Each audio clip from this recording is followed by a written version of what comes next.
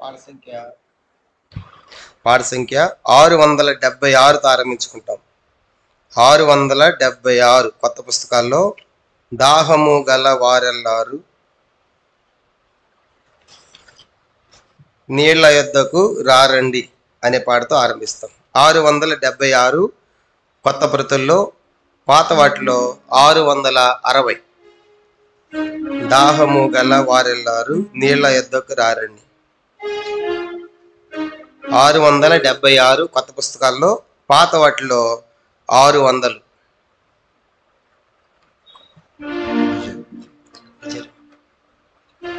676 కొత్త వాటిలో, పాత వాటిలో 660. దాహము గల వారెల్లారు నీళ్ల యొద్దకు రారండి.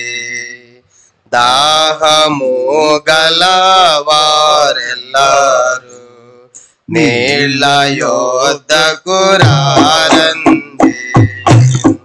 దేవుని నది నీళ్లతో నిండి భూమికి సారము నీచుచున్నది రారండి. దేవుని నది నీళ్లతో నిండి భూమికి సారము నీచుచున్నది రారండి. దేవుని దీవెన వలన నీవు తృప్తి పొందెదవు. దేవుని దీవెన వలన నీవు తృప్తి పొందెదవు. దాహము గల వారెల్లారు నీళ్ల యొద్దకు రారండి. దాహము గల వారెల్లారు నీళ్ల యొద్దకు రారండి. ఆనంద ప్రవాహనదిలో పానము త్రుదపి తీర్చను రారండి. ఆనంద ప్రవాహనదిలో పానముతో తప్పి తీర్చను రారండి. నివాసులు దాహముతో ప్రాణము విడచుచున్నారు. నివాసులు దాహముతో ప్రాణము విడచుచున్నారు. దాహము గల వారెల్లారు నీళ్ల యొద్దకు రారండి. దాహము గల వారెల్లారు నీళ్ల యొద్దకు రారండి. మంచితనము ఆచరమునకు అప్పుడమోదా చేసెను రారండి. మంచితనముతో ఆచరమునకు అప్పుడమోదా చేసెను రారండి. మహిమతో నిండిన తన మార్గములో మేలుల ప్రవహింపజేసెను. మహిమతో నిండిన తన మార్గములో మేలుల ప్రవహింపజేసెను. దాహము గల వారెల్లారు నీళ్ల యొద్దకు రారండి. దాహము గల వారెల్లారు నీళ్ల యొద్దకు రారండి. కాయసభావము మోయువారు దేశమోత్తము దాక్షతోడను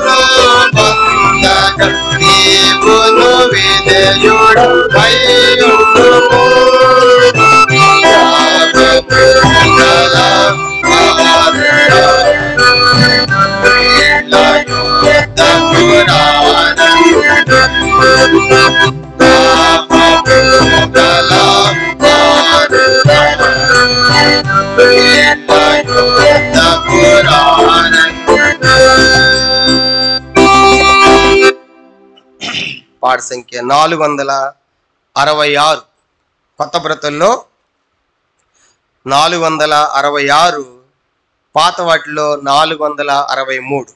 ప్రభు ప్రజలారా రయమున రండి, యాకోబు వంశమా స్వకీయ జనమా, యెహోవా వెలుగులో నడుతుము రండి అనే పాట పాడతాము. 466 కొత్త బ్రతుల్లో పాత వాటిలో 463.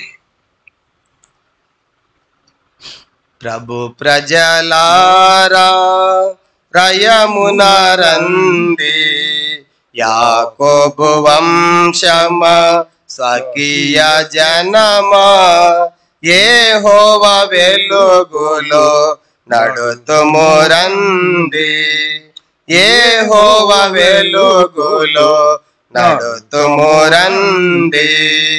అంత్య దినములందు పొంతన లేనట్టి, అంత్య దినములందు పొంతన లేనట్టి, మందిర పర్వత శోభను గాంచగా, మందిర పర్వత శోభను గాంచగా, ఉన్నత పర్వత శిఖరమందుండి, ఉన్నత పర్వత శిఖరమందుండి, మహిమతో ఇమ్మడి వర్ధిల్లును, మహిమతో ఇమ్మడి వర్ధిల్లును.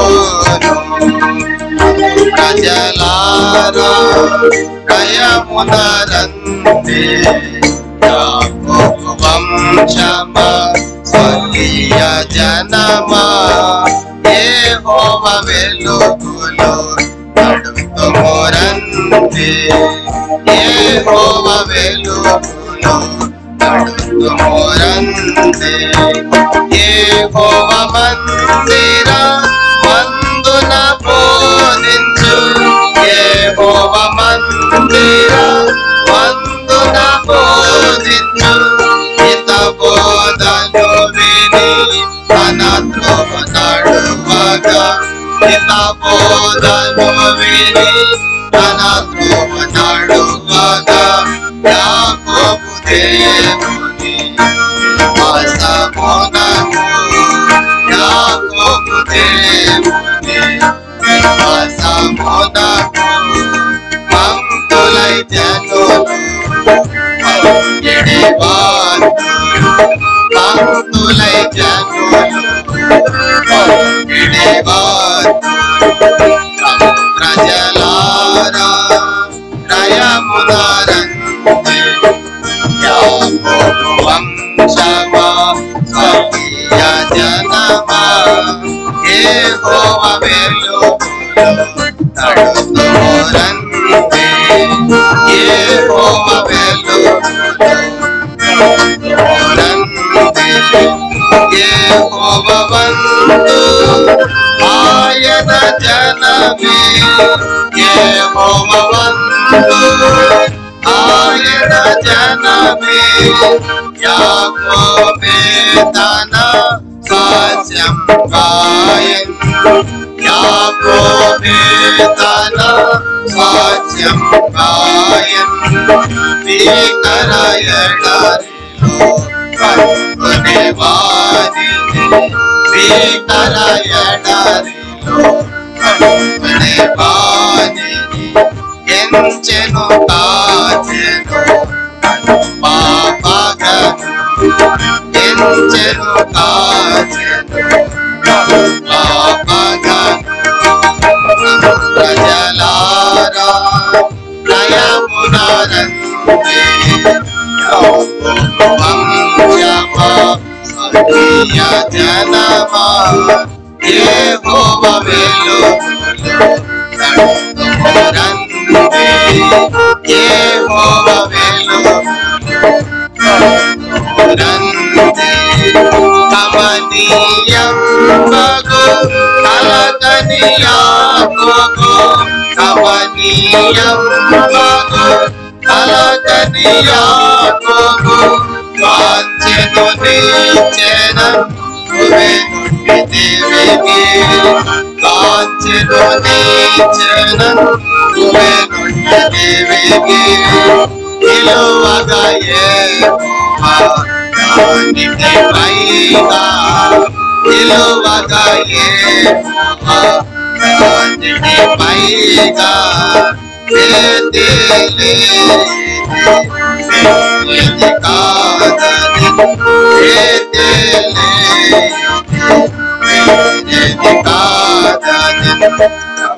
ప్రజలారా నయమునారందే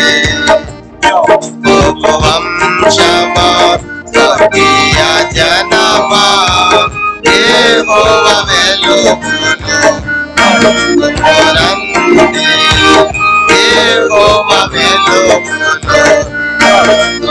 రండి దేవుని మందిర ప్రత్యక్షతలు దేవుని మందిర ప్రత్యక్షతలు సజీవ మందున నింపెను సజీవ మందున నింపెను సత్యమునకు నిదే ఆధారమును సత్యమునకు నిదే ఆధారమును సంభముగానై స్థిరముగా నుండెను సంభముగానై స్థిరముగా నుండెను ప్రజలారా నయమునరందే యాకోబు వంశమా స్వర్గీయ జనమా యెహోవా వెలుగును రండి యెహోవా వెలుగును రండి నూతనమైనటి యెరూషలేమది నూతనమైనటి యెరూషలేమది నిత్యదేవుని నివాసమాయే నిత్యదేవుని నివాసమాయే భక్తులు స్తుతింపగా భక్తులు స్తుతింపగా స్తుతులకు బాధ్యతు స్తుతులకు బాధ్యతు ప్రజలారా నయమునరందే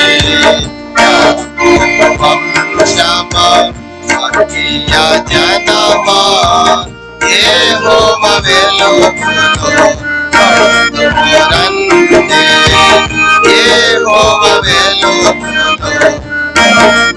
రండి కుక్కలు మంత్రికులు వ్యభిచారులును కుక్కలు మంత్రికులు వ్యభిచారులును నరహంతకులును విగ్రహారాధికులు నరహంతకులును విగ్రహారాధికులు అబద్ధమును ప్రేమించి జరిగించు అబద్ధమును ప్రేమించి జరిగించు ప్రతివాడు నట పట్టనుందురు ప్రతివాడు నట పట్టనుందురు ప్రజలారా నయమునరందే వంశమా స్వర్గీయ జనమా యెహోవా వెలుగును రండి యెహోవా వెలుగును రండి సర్వసంతానము నుండి వేరైన వారై సర్వసంతానము నుండి వేరైన వారై క్రీస్తుని రక్తమును కోరి వెడినచో క్రీస్తుని రక్తమును కోరి వెడినచో స్వర్గీయ ధనము వంశమై స్వర్గీయ ధనము వంశమై కీర్తింతురు హల్లెలూయా కీర్తింతురు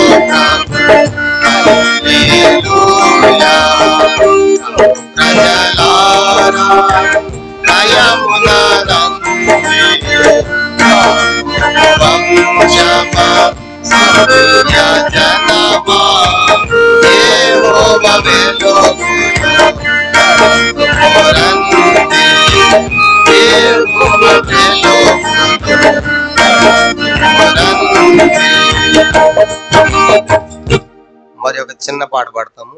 చివరిగా 321 కొత్త బ్రతుల్లో 321, పాత వాటిలో 318. ఈ చివరిగా ఈ చిన్న పాట పాడుకుంటాం. యేసు క్రీస్తు శీఘ్రముగా దిగివచ్చును అనే పాట 321 కొత్త పుస్తకాల్లో, పాత వాటిలో 318.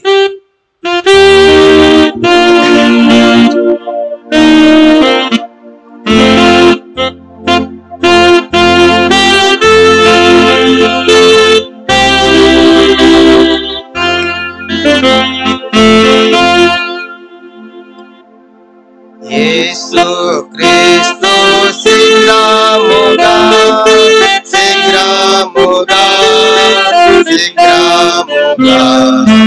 యేసు క్రీస్తు శీఘ్రముగా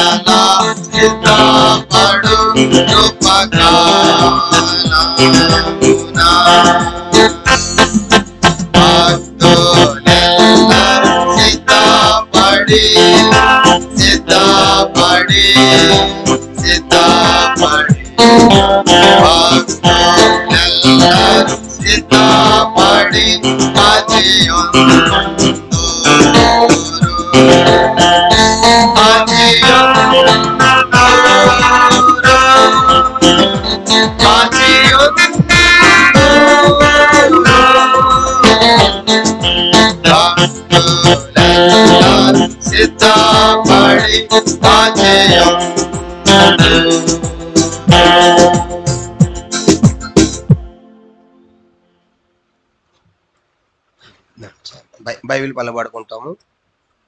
భలే భలే మాట బంగారు మాట.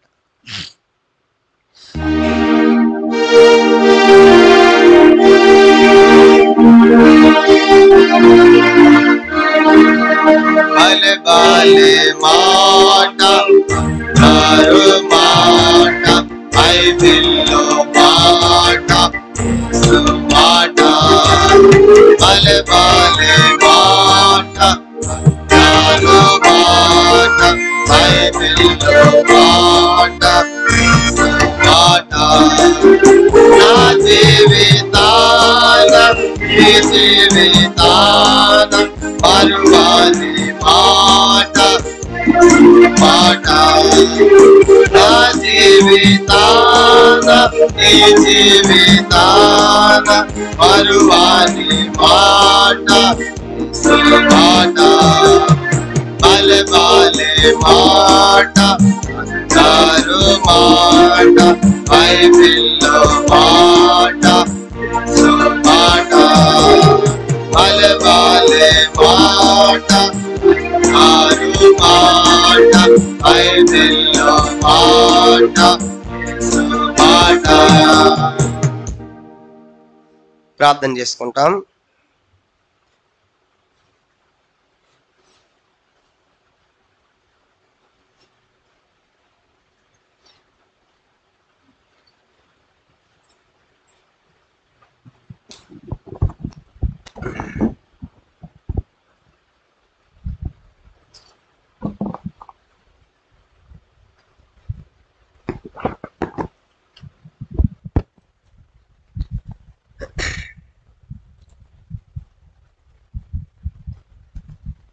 ప్రార్థన చేసుకుంటాం.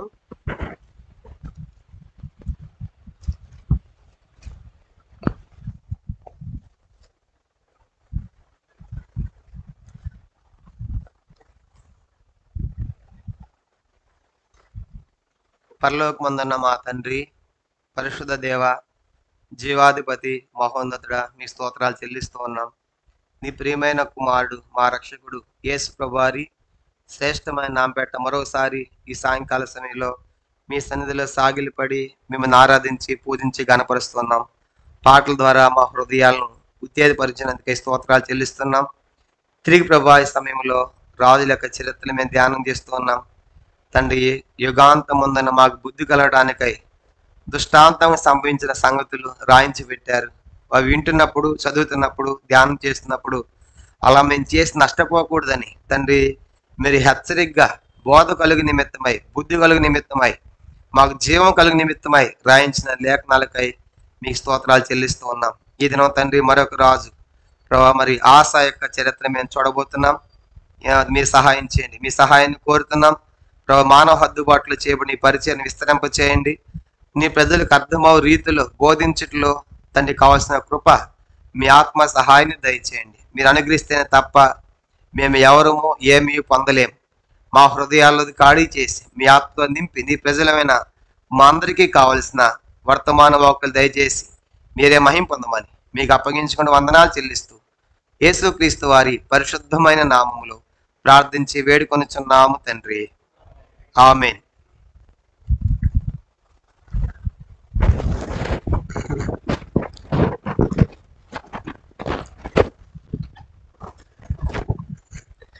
ప్రియులారా, మనము రాజుల యొక్క చరిత్రలు మనం ధ్యానం చేస్తున్నాము. మరి దాంట్లో భాగముగా ఇప్పటికి దాదాపుగా ఎంతమంది రాజులు అయ్యారు చెప్పండి. ఐక్యరాజులు వచ్చేసి ఐక్యరాజులు ఎంతమంది? 3 ప్లస్ మిగతా వాళ్ళు మనం 2 చూసాం. రెహబాము, ఆయన కుమారుడు అబియాం. కాబట్టి మొదటి రాజు మనము సౌలుని తీసుకుంటే, మరి సౌలు తర్వాత నెక్స్ట్ రాజు అయింది ఎవరని చూసాము? సౌలు తర్వాత దావీదు. మొదటి రాజు సౌలు, సౌలు తర్వాత దావీదు, దావీదు తర్వాత నెక్స్ట్ సొలొమోను, ఆయన తర్వాత ఆయన కుమారుడు రెహబాము అని చూసాం. వీళ్ళని ఈ ముగ్గురిని ఏమన్నారు? ఈ ముగ్గురిని ఐక్యరాజులు అన్నారు. కానీ రెహబాము టైంలో రాజ్యము 2గా విడిపోయిందిగా మనం చూసాం. దాంట్లో మొదటి రాజు రెహబామే. మొదటి రాజు ఎవరండి? రెహబాము అని చూసాం. రెండవ రాజు అబియాము, ఇది గత వారం చూసాం. ఈరోజు మూడవ రాజు ఆస. మూడో రాజు ఎవరండి? ఆస. ఆస తర్వాత నెక్స్ట్ రాజు ఎవరు వస్తారంటే, ఇది కూడా మీకు తెలియాలి. ఇప్పుడే తెలిస్తేనే కొంచెం ముందు మీకు అర్థమవుతుంది. ఆస తర్వాత ఆయన కుమారుడు యెహోషాపాతు వస్తాడు. యెహోషాపాతు, ఆస కుమారుడు. ఇక్కడ మొదటి రాజు ఎవరు? ఇక్కడ యెరోబాము. ఈరోజు ఇది కూడా మీకు తెలిస్తేనే ఈ పాఠం అర్థమవుతుంది. యెరోబాము 1 ఇక్కడ మొదటి రాజు. రెండవ రాజు బయేషా. గుర్తుపెట్టుకోండి, ఎందుకంటే ఈరోజు ఆశా పాఠంలో ఈయన వస్తాడు. కాబట్టి ఈయన ఎక్కడున్నాడని తెలిస్తేనే మీకు ఈరోజు మాకు అర్థమవుతుంది. కాబట్టి ఈ స్ట్రక్చర్ మీకు అర్థమైతే ఈరోజు గుర్తుపెట్టుకుంటే మీకు అర్థమవుతుంది. ఇప్పుడు మనము మొదట 40 సంవత్సరాలు సౌలు పరిపాలించాడు. తర్వాత దావీదు 40 సంవత్సరాలు, తర్వాత సొలొమోను 40 సంవత్సరాలు. ఆ తర్వాత సొలొమోను తర్వాత రెహబాము మరి ఆయన కుమారుడు రాజు అయిన తర్వాత 2గా విడిపోయింది.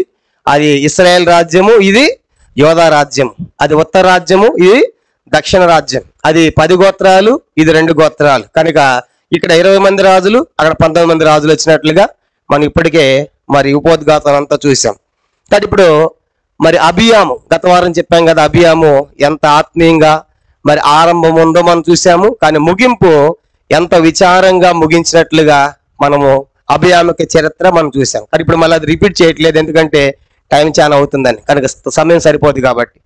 టూకి చెప్పాలంటే మరి యెరోబాముని ఆయన యుద్ధానికి వస్తున్నప్పుడు ఎంతో స్పష్టంగా ఎంతో చక్కగా చెప్పాడు అబియాం. కనుక వద్దు అమ్మ, దయచేసి వద్దు, మనమంతా సహోదరులం, మేము యెహోవా రాజ్యం, యెహోవా మాకు తోడుగా ఉన్నాడు, యెహోవా మాకు అధిపతి, కాబట్టి మీరు 8 లక్షల సైన్యం ఉన్నా, మాకు 4 లక్షల సైన్యం ఉన్నా మా మీద మీరు విజయం పొందరు అని ఎంతో చక్కగా చెప్పినప్పుడు కూడా విన్నాడు యెరోబాము?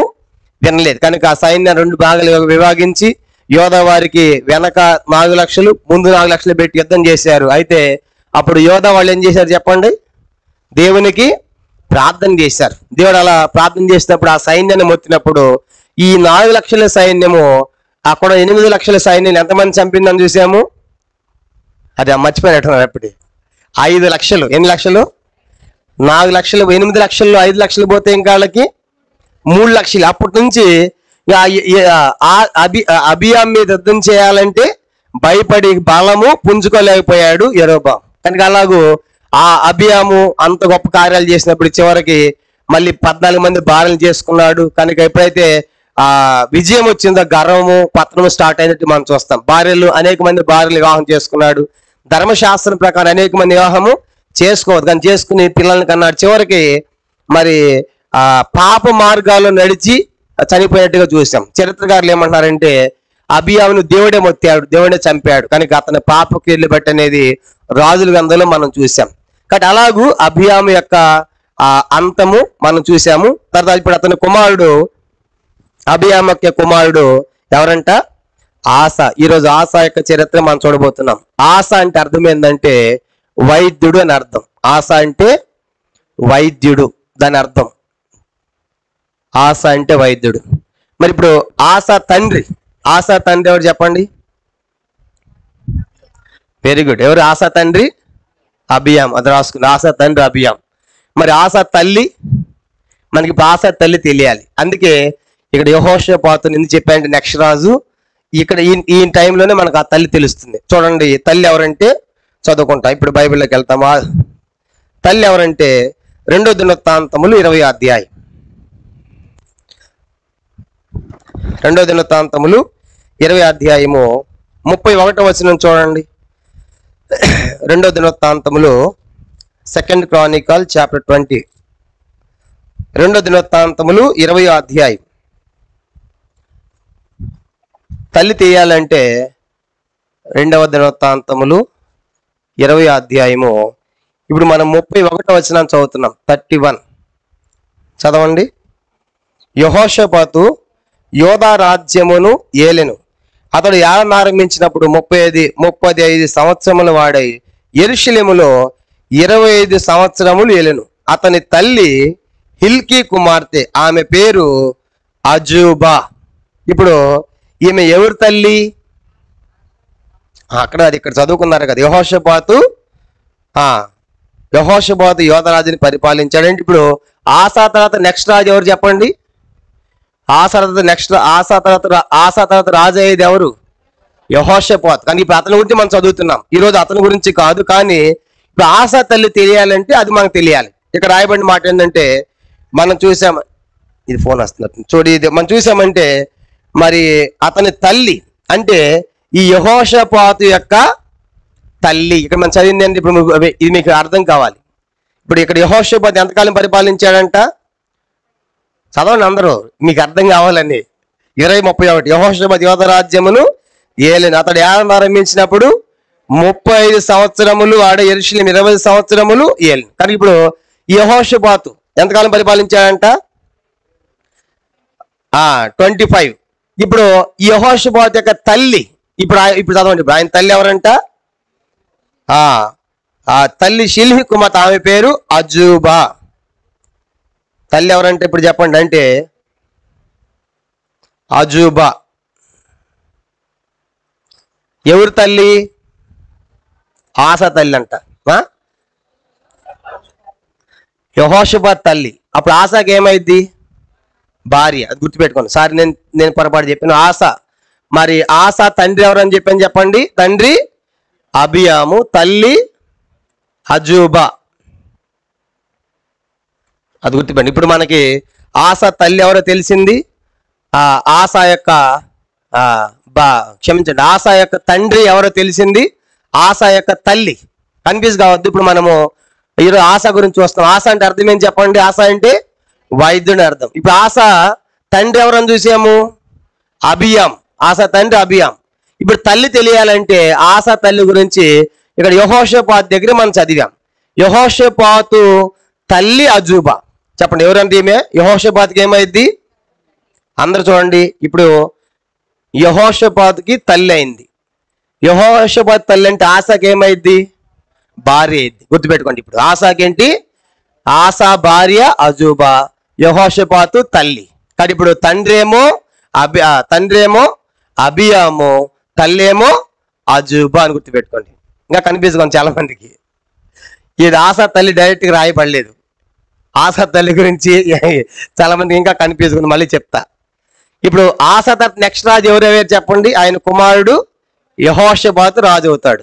ఇప్పుడు యెహోషాపాతు తల్లి గురించి మనం చదివాం. యెహోషాపాతు తల్లి ఎవరంట?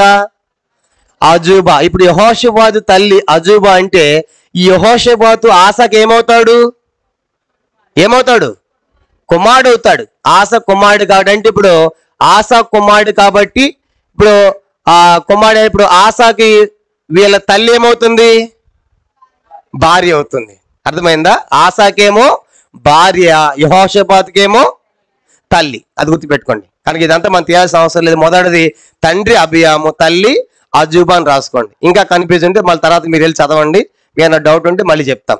కాబట్టి ఇప్పుడు మనకు తల్లి తండ్రి తెలిసింది. కాబట్టి తండ్రి ఏమో అబియాము, తల్లి ఏమో అజూబా. ఎవరు తండ్రి చెప్పండి? ఎవరు తండ్రి? ఆసా గురించి మనం చూస్తాం. యెహోషాపాతు కాదు, ఆసా తండ్రి. ఆసా తండ్రి అబియాము, ఆసా తల్లి తండ్రి అబియాము, ఆసా యొక్క తల్లి కాదు, క్షమించారు, భార్య. ఆసా భార్య ఏంటి? అజూబా. గుర్తుపెట్టుకోండి, ఆసా భార్య. కానీ ఇప్పుడు ఈ ఆసా గురించి మనం చూస్తాం. ఇతని గురించి మనం ఇతను ఎంతకాలం పరిపాలించాడని కూడా మనం తెలియాలి. చూడండి, 2 దినవృత్తాంతములు ఆయన ఆసా తల్లి గురించి రాయబడలేదు, భార్య గురించి బైబిల్ రాయబడింది. కాబట్టి అతని తల్లి గురించి మనకి ఎక్కడ ప్రస్తావన లేదు. కనుక ఆసా తల్లి ఎవరో తెలియదు, కానీ భార్య మాత్రము అజూబా అని తెలిసింది. కనుక ఇప్పుడు 2 దినవృత్తాంతములు 16 అధ్యాయం. 2 దినవృత్తాంతాలు 16 అధ్యాయము చూడండి. అతను ఎంతకాలం పరిపాలించాడంటే 2 దినవృత్తాంతాలు 16 అధ్యాయము 13వ వచనం. 2 దినవృత్తాంతములు అతను పరిపాలన కాలం 16, 13 చదవండి. నిద్రించి తన ఏలుబడి యందు 41వ సంవత్సరమున మృతి నొందగా. చాలండి. కనుక ఇప్పుడు ఆసా ఎన్ని సంవత్సరాలు పరిపాలించాడంట? 41 ఇయర్స్. ఎన్ని సంవత్సరాలు? ఆసా పరిపాలన కాలము అతను చనిపోయినప్పుడు రాశారన్నమాట. ఆసా చనిపోయిన సందర్భాన్ని మనం చదివాం. ఇప్పుడు చనిపోయినప్పుడు ఎంతకాలం అంతా పరిపాలించింది అతను? 41 సంవత్సరాలు. కనుక ఆసా అంటే వైద్యుని అర్థము. ఆసా తండ్రి అబియాము, తల్లి తెలియదు. ఆసా భార్య ఏమో అజూబా. గుర్తుపెట్టుకోండి. సారీ, నేనే పొరపాటు చెప్పాను. ఆసా భార్య అజూబా. ఆసా పరిపాలించిన కాలము ఎన్ని సంవత్సరాలు?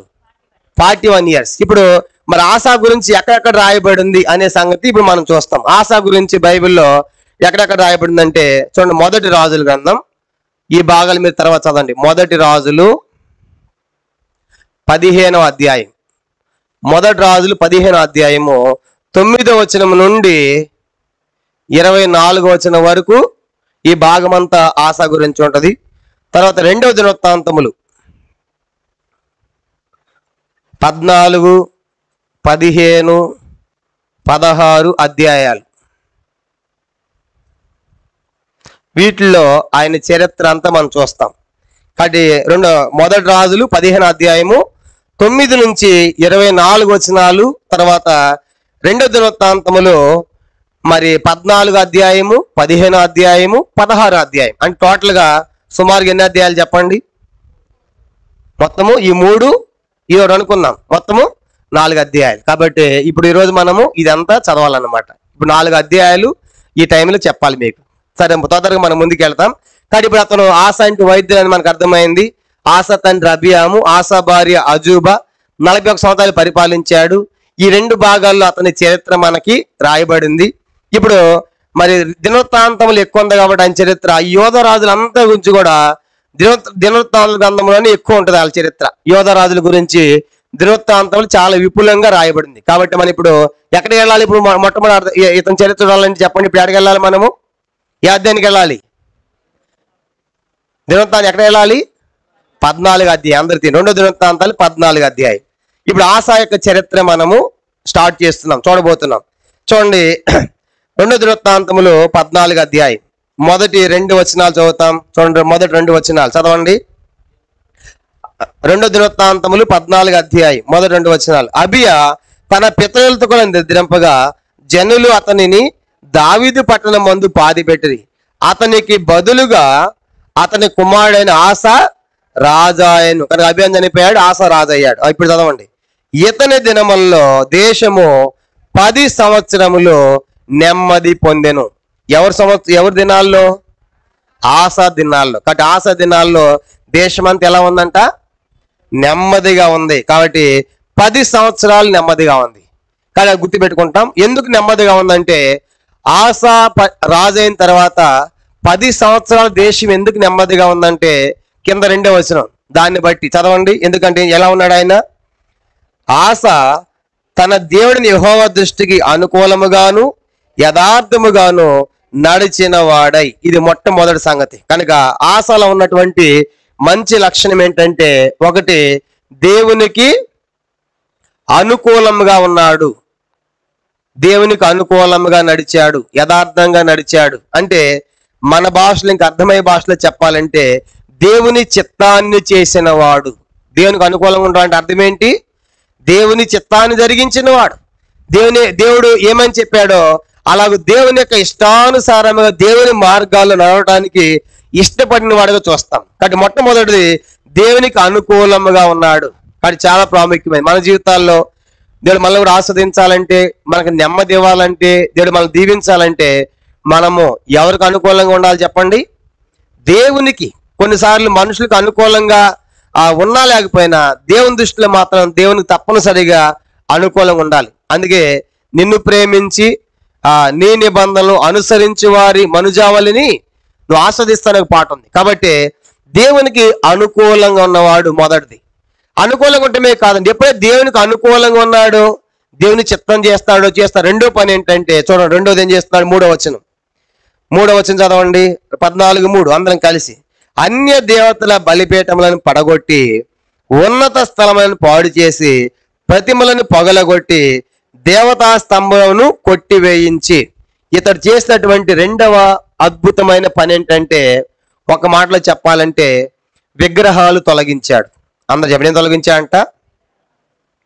మొట్టమొదటి దేవునికి అనుకూలంగా ఉన్నాడు, దేవుని యొక్క చిత్తాన్ని జరిగించడానికి తీర్మానం చేసుకున్నాడు, యథార్థముగా నడిచాడు. కాబట్టి రెండవది, ఇప్పుడు దేశం అంతటా ఏముండకూడదు చెప్పండి? ఏముండకూడదంట?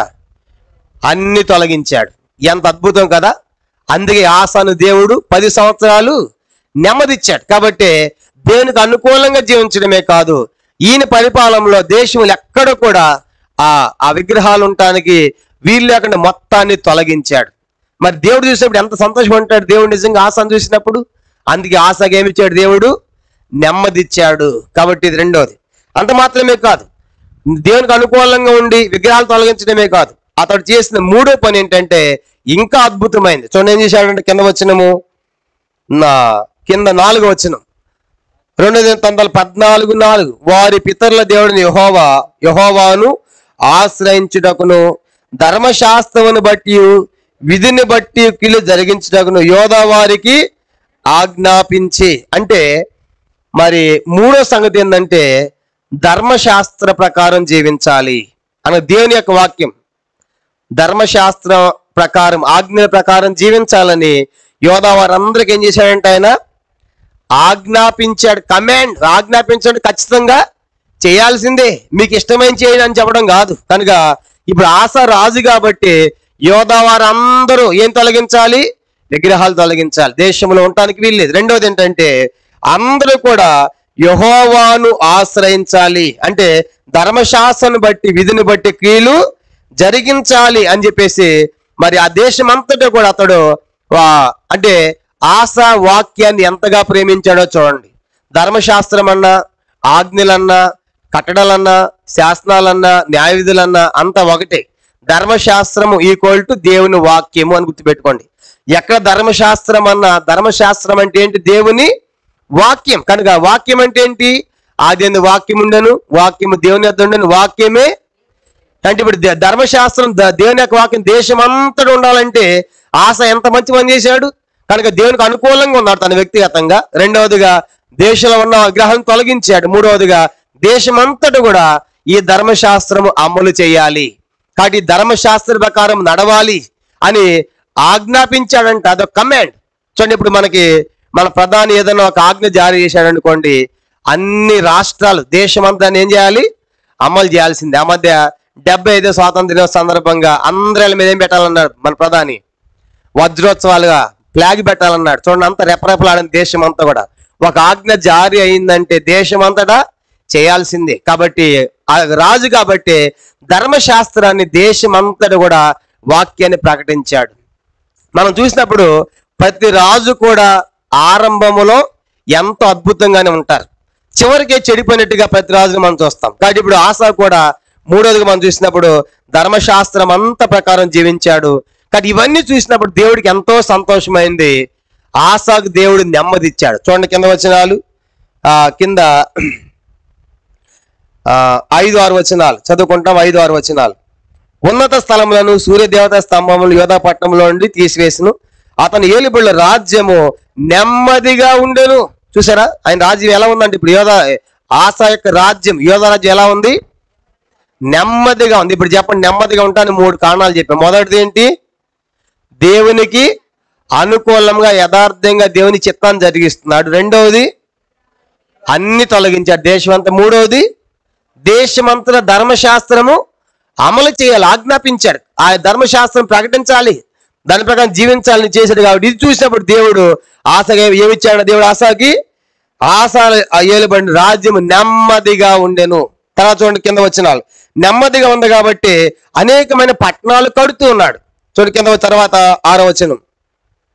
ఆ 6వ వచనం అందరం కలిసి చదవండి. ఆ సంవత్సరంలో అతనికి యుద్ధములు లేకపోవడం చేత దేశములో నెమ్మది కలిగి ఉండెను. యెహోవా అతనికి విశ్రాంతి దయచేసి ఉండగా అతడు యోధా దేశన ప్రాకారము గల పట్టణములను కట్టించెను. ఇప్పుడు చెప్పండి, దేశములో యుద్ధం లేకపోతే దేశం అనేది ఎలా ఉంటది? నెమ్మదిగా ఉంటుంది. నెమ్మదిగా ఉంటే డెవలప్మెంట్ చూస్తాం, అభివృద్ధి చూస్తాం. కానీ ఇప్పుడు ఏం కడుతున్నారు వాళ్ళు? ప్రాకారముల పట్టణాలు కడుతున్నారు. యుద్ధాలు లేవు కాబట్టి వచ్చే డబ్బుతో ఆ యొక్క పట్టణాలు కట్టి డెవలప్మెంట్లోకి, అభివృద్ధి పదములో ఈ యొక్క రాజ్యం పోతాడు మనం చూస్తాం. కాబట్టి అట్లా పట్టణాలు కట్టారు, యుద్ధాలు లేవు, నెమ్మదిగా ఉంది ఆసా టైంలో. అప్పుడు ఏం జరిగింది చూడండి. 7వ వచనం. అతడు యోధా వారికి ఇలాగనే ప్రకటన చేశాను, మన దేవుడిని యెహోవాను మనము ఆశ్రయించినందున ఆయన మన చుట్టూ నెమ్మది కలుగు చేసి ఉన్నాడు. చెప్పండి, ఎందుకు నెమ్మది వచ్చిందంటే అతని దినాల్లో వాళ్ళు దేవుని ఆశ్రయించారు కాబట్టి దేవుని ఆశ్రయింపజేశాడు. కనుక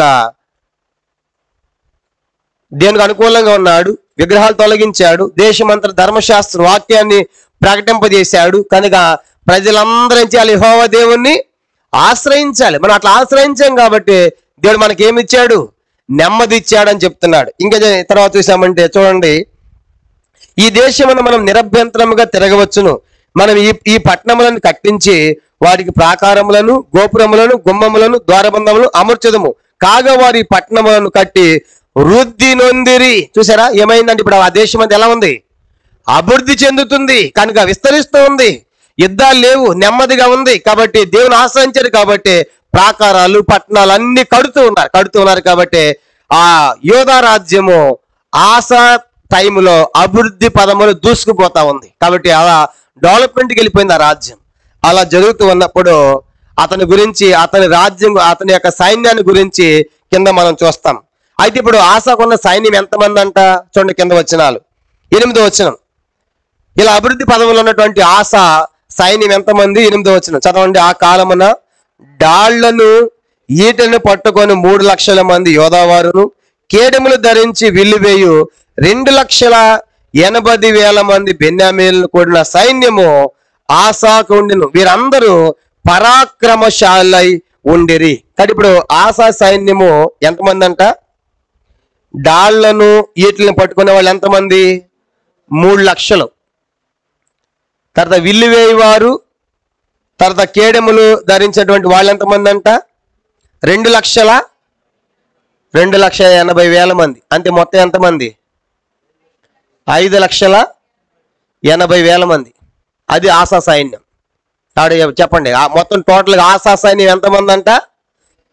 అంతే కదా, 3 లక్షల మంది ఏమో ఈటెలను డాళ్ళను పట్టుకునేవారు, కేడలు ధరించి విల్లు వేసేటువంటి 2,80,000 మంది. అంటే టోటల్గా ఆసా సైన్యం 5,80,000 మంది. కనుక ఇంత సైన్యముతో అభివృద్ధి పదములో ఉంది ఆసా యొక్క మరి దేశం, రాజ్యం, యోధా రాజ్యం. ఇలాంటి టైంలో ఒక రాజు దండెత్తి వస్తా ఉన్నాడు. ఈ యొక్క ఇది యోధా రాజ్యం అని చూసాం కదా, ఇది యోధా రాజ్యం. ఈ యోధా రాజ్యం మీదకి దండెత్తాడు. ఎవరంటే అతడు చూడండి కింద వచ్చిన 9వ వచనం. కూషీడైన జరాహు వారి మీద దండెత్తి 1,000 సైన్యమును 300 రథములను కూర్చుకొని బయలుదేరి మారేష వరకు రాగా. ఇప్పుడు అందరూ చూడండి, ఆసా దేశం అభివృద్ధి పదములో ముందుకు వెళుతుంది. ఎందుకు? దేవునికి అనుకూలంగా ఉన్నాడు, విగ్రహాలు తొలగించాడు, ధర్మశాస్త్రాన్ని అంతా ప్రకటించి దేశమంతా అమలు చేశాడు, తర్వాత దేవుణ్ణి ఆశ్రయింపజేశాడు. దేవుడు ఆసాకు నెమ్మది ఇచ్చాడు. తద్వారా ప్రాకారములను, పట్టణాలను కడుతూ ఉన్నారు, అభివృద్ధి పదములో ఉన్నారు. ఆయన సైన్యము 5,80,000 మంది. ఇలా అభివృద్ధి పదం ఉన్నటువంటి టైంలో ఈ యోధా రాజ్యం మీదకి దండెత్తాడు కూషీడైన జరాహు అని చూస్తాం. ఇథియోపియా దేశం. కూషీలు అంటే కూషు దేశం అని బైబిల్ చూస్తాం. కూషు అంటే నల్లని వారు అని అర్థం. కూషు కనుక చూడండి, అప్పుడు మనకు కనబడుతుంటారు చూడండి, రింగులుగా ఉండి నల్లగా. కనుక అబ్రహాం కూడా ఎవరు పెళ్లి చేసుకున్నారంటే అబ్రహాం కూడా అప్పుడు అల్లం సన్నిగారు కదా, కనుక కూషు దేశ స్త్రీని. కాబట్టి ఇప్పుడు కూషు దేశం అంటే ఇది ఇథియోపియా దేశం ఇథియోపియా దేశవాసులు. కనుక ఇప్పుడు మన భాషలో చెప్పాలంటే ఇథియోపియా దేశం. కాబట్టి ఇప్పుడు ఈ కూషు దేశం సైన్యంలో, కూషు దేశంలో ఉన్నటువంటి కూషుడైన జరాహు, ఎవరంటే ఆయన జరాహు అనేటువంటి కూషీయుడు దండెత్తాడు. యుద్ధం ఏ దేశం మీదకి చెప్పండి, ఎవరి మీదకి వస్తున్నాడు? కూషీడైన జరాహు ఎవరి మీదకి వస్తాడు యుద్ధానికి? యోధారాజైన ఆసా మీదకి వస్తున్నాడు. కనుక ఆసా మీదకి వస్తున్నప్పుడు ఇతని సైన్యం ఎంత అని చూసి ఆసా సైన్యము 5,80,000 మంది. ఇప్పుడు మరి కూషీడైన సైన్యం, కూషీడైన జరాహు ఎంతమంది దండెడుతున్నాడంట? ఎంతమంది వస్తున్నాడంట? 1,000 అంటే 1,000 అంటే ఎన్ని? 1,000 అంటే ఎన్ని? 10 లక్షలు. ఎంతంట? ఇప్పుడు చూడండి, కూషీడైన జరాహు సైన్యం ఎంతమంది? కూషీడైన జరాహు సైన్యం ఎంతమంది? 10 లక్షలు. ఆసాకున్న సైన్యం ఎంతమంది? అంటే ఒక విధంగా రెట్టింపు సైన్యం అని చెప్పాలి కదా. దగ్గరగా 80,000 తీసేస్తే 5 లక్షలే కదా. దగ్గర రెట్టింపు సైన్యంతో వస్తున్నాడు. మనం చూసాం అభియాము సైన్యం ఎంత? మధ్యలో ఎగ్జామ్ పెడతా అని చెప్పాను. అభియాము సైన్యం ఎంత? 4 లక్షలు. యెరోబాము సైన్యం ఎంత? కనుక గెలిచారా లేదా? 4 లక్షల వాళ్ళు 8 లక్షల మంది, 5 లక్షల మంది చంపేశారు కదా. ఇప్పుడు కూడా ఈ టైంలో కూడా దేవుడు తోడుగా ఉంటే సైన్యము కాదు. అందుకే బైబిల్లో ఒక మాట ఉంది, కొంత గుర్రాలను బట్టి రథాలను బట్టి అతిశయిస్తారు. మన యెహోవా నామమును బట్టి అతిశయించాలి. ఏ రాజును సేనా బలము చేత రక్షణ పొందాడు? కీర్తన చదివి బాగుంటుంది. ఆ వాకి చూడండి, కీర్తన ఆ మాట చదువుతాం. 33వ కీర్తన 16వ వచనం, 16, 17 వచనాలు. కీర్తన 33, 16, 17 వచనాలు చదవండి. కీర్తన 33, 16, 17. ఏ రాజును సేనా బలము చేత రక్షింపబడుడు. ఏ వీరుడును అధిక బలం చేత తప్పించుకోడు. రక్షించిన గుర్రము అక్కరకు రాదు, అది దాని విశేష బలం చేత మనుషులను తప్పింపజాలు. ఏ రాజు కూడా సేనా బలం అంటే సైన్య బలం చేత రక్షణ పొందలేడు. నీకు ఎంత సైన్యంగానే ఉండవచ్చు, కానీ దేవుడు నీతో లేకపోతే ఆ సైన్యం ఒట్టిదే. కానీ ఇప్పుడు కూషైన జరాహు ఏం చేశాడంటే 1000 అంటే 10 లక్షల సైన్యంతో బయలుదేరాడు. కనుక ఇలాంటి పరిస్థితుల్లో ఆసా చేసిన పని అని చూడండి. 2 దినవృత్తాంతాలు 14 అధ్యాయం. 2 దినవృత్తాంతములు 14 అధ్యాయము చదువుకుంటాం. ఇట్లా బయలుదేరి సైన్యం వస్తా ఉంటే అతనికి ఎదురుగా బయలుదేరారు. 9వ వచనం 2 దినవృత్తాంతాలు 14:9. కూర్చుడైన జరాహు వారి మీద దండెత్తి 1000 సైన్యమును 300 రథములను కూర్చుకొని బయలుదేరి మారేష వరకు రాగా ఆసా అతనికి ఎదురుపోయిన వారు మారేషుని వద్ద జఫతాను పల్లపు స్థలమందు పంక్తులు తీర్చి యుద్ధము కలుపగా. ఇప్పుడు యుద్ధానికి బయలుదేరి వచ్చాడు. ఎప్పుడైతే యుద్ధానికి బయలుదేరి వచ్చాడో ఇప్పుడు అందరం కలిసి చదువుతాం. 11వ వచనం చదవండి. 11వ వచనం అందరం కలిసి చదవండి.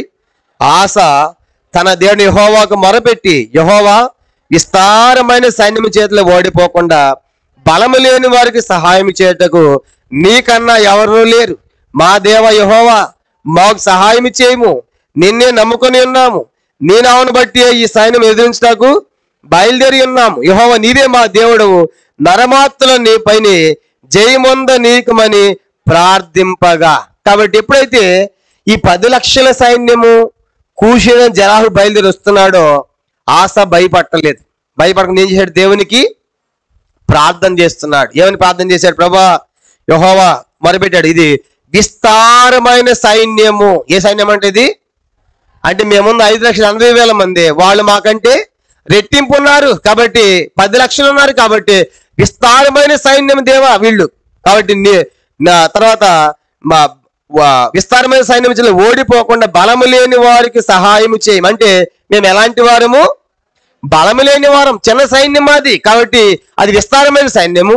మాది చిన్న సైన్యం, బలహీనమైన సైన్యం, బలము లేని వారం. నీకన్నా సహాయం చేసేది ఎవరు లేరు దేవా, మాకు సహాయం చేయి, నిన్నే నమ్ముకొని ఉన్నాం. అంటే అర్థం ఏంటి? ఇక మేము ఏ రాజు యొక్క సైన్యాన్ని సహాయాన్ని మేము కోరటం లేదు. కాబట్టి నీవే మాకు దేవుడు. కనుక సైన్యములు కదా యెహోవాయే మా సైన్యం. కాబట్టి నిన్నే నమ్ముకున్నాం, నీవే మాకు సైన్యంగా ఉండాలని చెప్పేసి నిన్నే నమ్ముకున్నాము. కాబట్టి నిన్ను నమ్ముకున్న నీ నామను బట్టి ఈ సైన్యం ఎదిరించడానికి మేము బయలుదేరాం. మా ధైర్యం ఏంటంటే యుద్ధానికి పోవడానికి చెప్పండి. మా ధైర్యం ఏంటి? యెహోవా నామం. చూసారా? నా నామమున మీరు నన్ను ఏమి అడిగింది నేను చేతును అంటాడు. యోహాను సువార్త 14:13. ఆయన నామములో ఏదడిగి ఇస్తా అంట. మీరు నా నామమున నన్నేమి అడిగినను చేతును అంటాడు. కాబట్టి ఇప్పుడు నీ నామంలో పోతున్నామయ్యా. మాది చిన్న సైన్యము, బలహీనమైన సైన్యము, కాబట్టి అది విస్తారమైన సైన్యము. మేము ఎలా పోతున్నామంటే నీ నామాన్ని బట్టే బయలుదేరాం.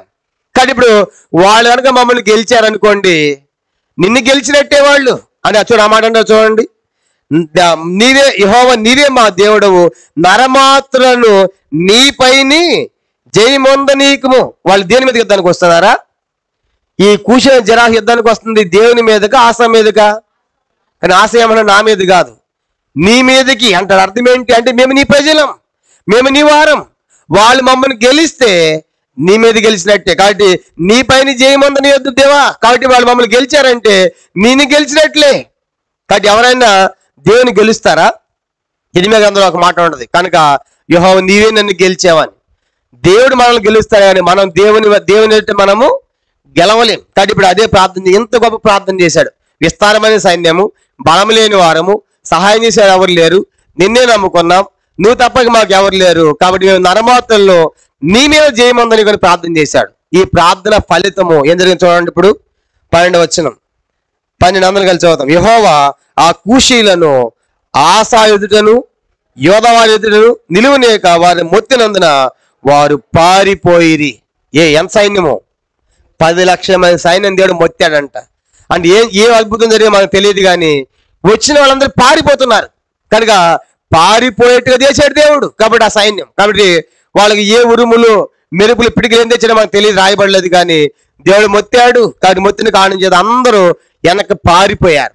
పారిపోతే ఏం జరిగిందంట? వాళ్ళు పారిపోవటమే కాదు, మిగతా వాళ్ళందరూ భయం వచ్చింది. చూడండి ఆ మాట.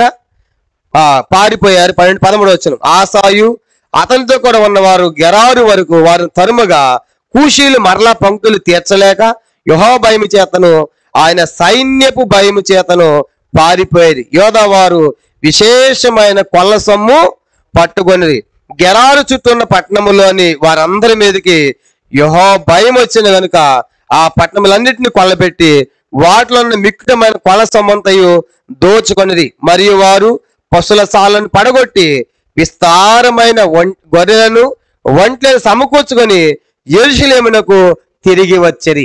చూడండి, ఇప్పుడు 5,80,000 మంది సైన్యంతో పోయాడు, ప్రార్థన చేశాడు. ప్రార్థన ద్వారా వచ్చిన వారి దేవుడు మొత్తితే అవన్నీ విడిచిపెట్టి పారిపోయారు. గొర్రెలు, ఒంటెలు, బంగారం ఇంకేమైతే ఉందో ఆ సొమ్మంతా వదిలిపెట్టి పారిపోతే వీళ్ళు ఏం చేశారంటే వాళ్ళని తరిమి వెళ్ళగొట్టి మిగతా సొమ్మంతా దోచుకొని యెరూషలేమునకు తిరిగి వచ్చే రాజధానికి. చూసారా? అంటే ఇప్పుడు ఆశా ప్రార్థన ఎంత అద్భుతమైంది కదా. ఇక్కడ ఎన్నోసార్లు ప్రార్థన కొడుకులో ఆశా ప్రార్థన గురించి మనం చూసుంటాం, అందుకే దాని గురించి ఎక్కువ వివరించడం లేదు. కాబట్టి ఆశా ప్రార్థన ద్వారా 10 లక్షల మందిని వారు 10 లక్షల మంది మీద విజయం సాధించినట్లుగా మనం చూస్తాం. అలా జరిగిన తర్వాత ఇప్పుడు దేవుడు ఒక ప్రవక్తను పంపిస్తున్నాడు. ఎవరి దగ్గరికి అంటే ఆశా దగ్గరికి. ఎప్పుడైతే మనం విజయం పొందుతామో ఏమంటే మన లోపల చెప్పండి, ఇక నా అంతలో ఉన్నాడా అని కాళ్ళు రెగబెడతాం. కాబట్టి ప్రతి రోజుకి ఇదే స్టార్ట్ అవుతుంది. అందుకే దేవుడు ముందుగానే హెచ్చరిక పంపిస్తాడు, మీరు జాగ్రత్త, విజయం పొందారు కనుక. మనం అంటాం కదా, ఎవరికన్నా ఉన్నారు మాకు స్వస్థవరం ఉందండి అంటారు కనుక, నేను ఎన్ని దేయాలు వెళ్ళగొట్టాను, ఎన్ని పూత వెళ్ళగొట్టాము అంటాం కనుక ఎన్నోసార్లు.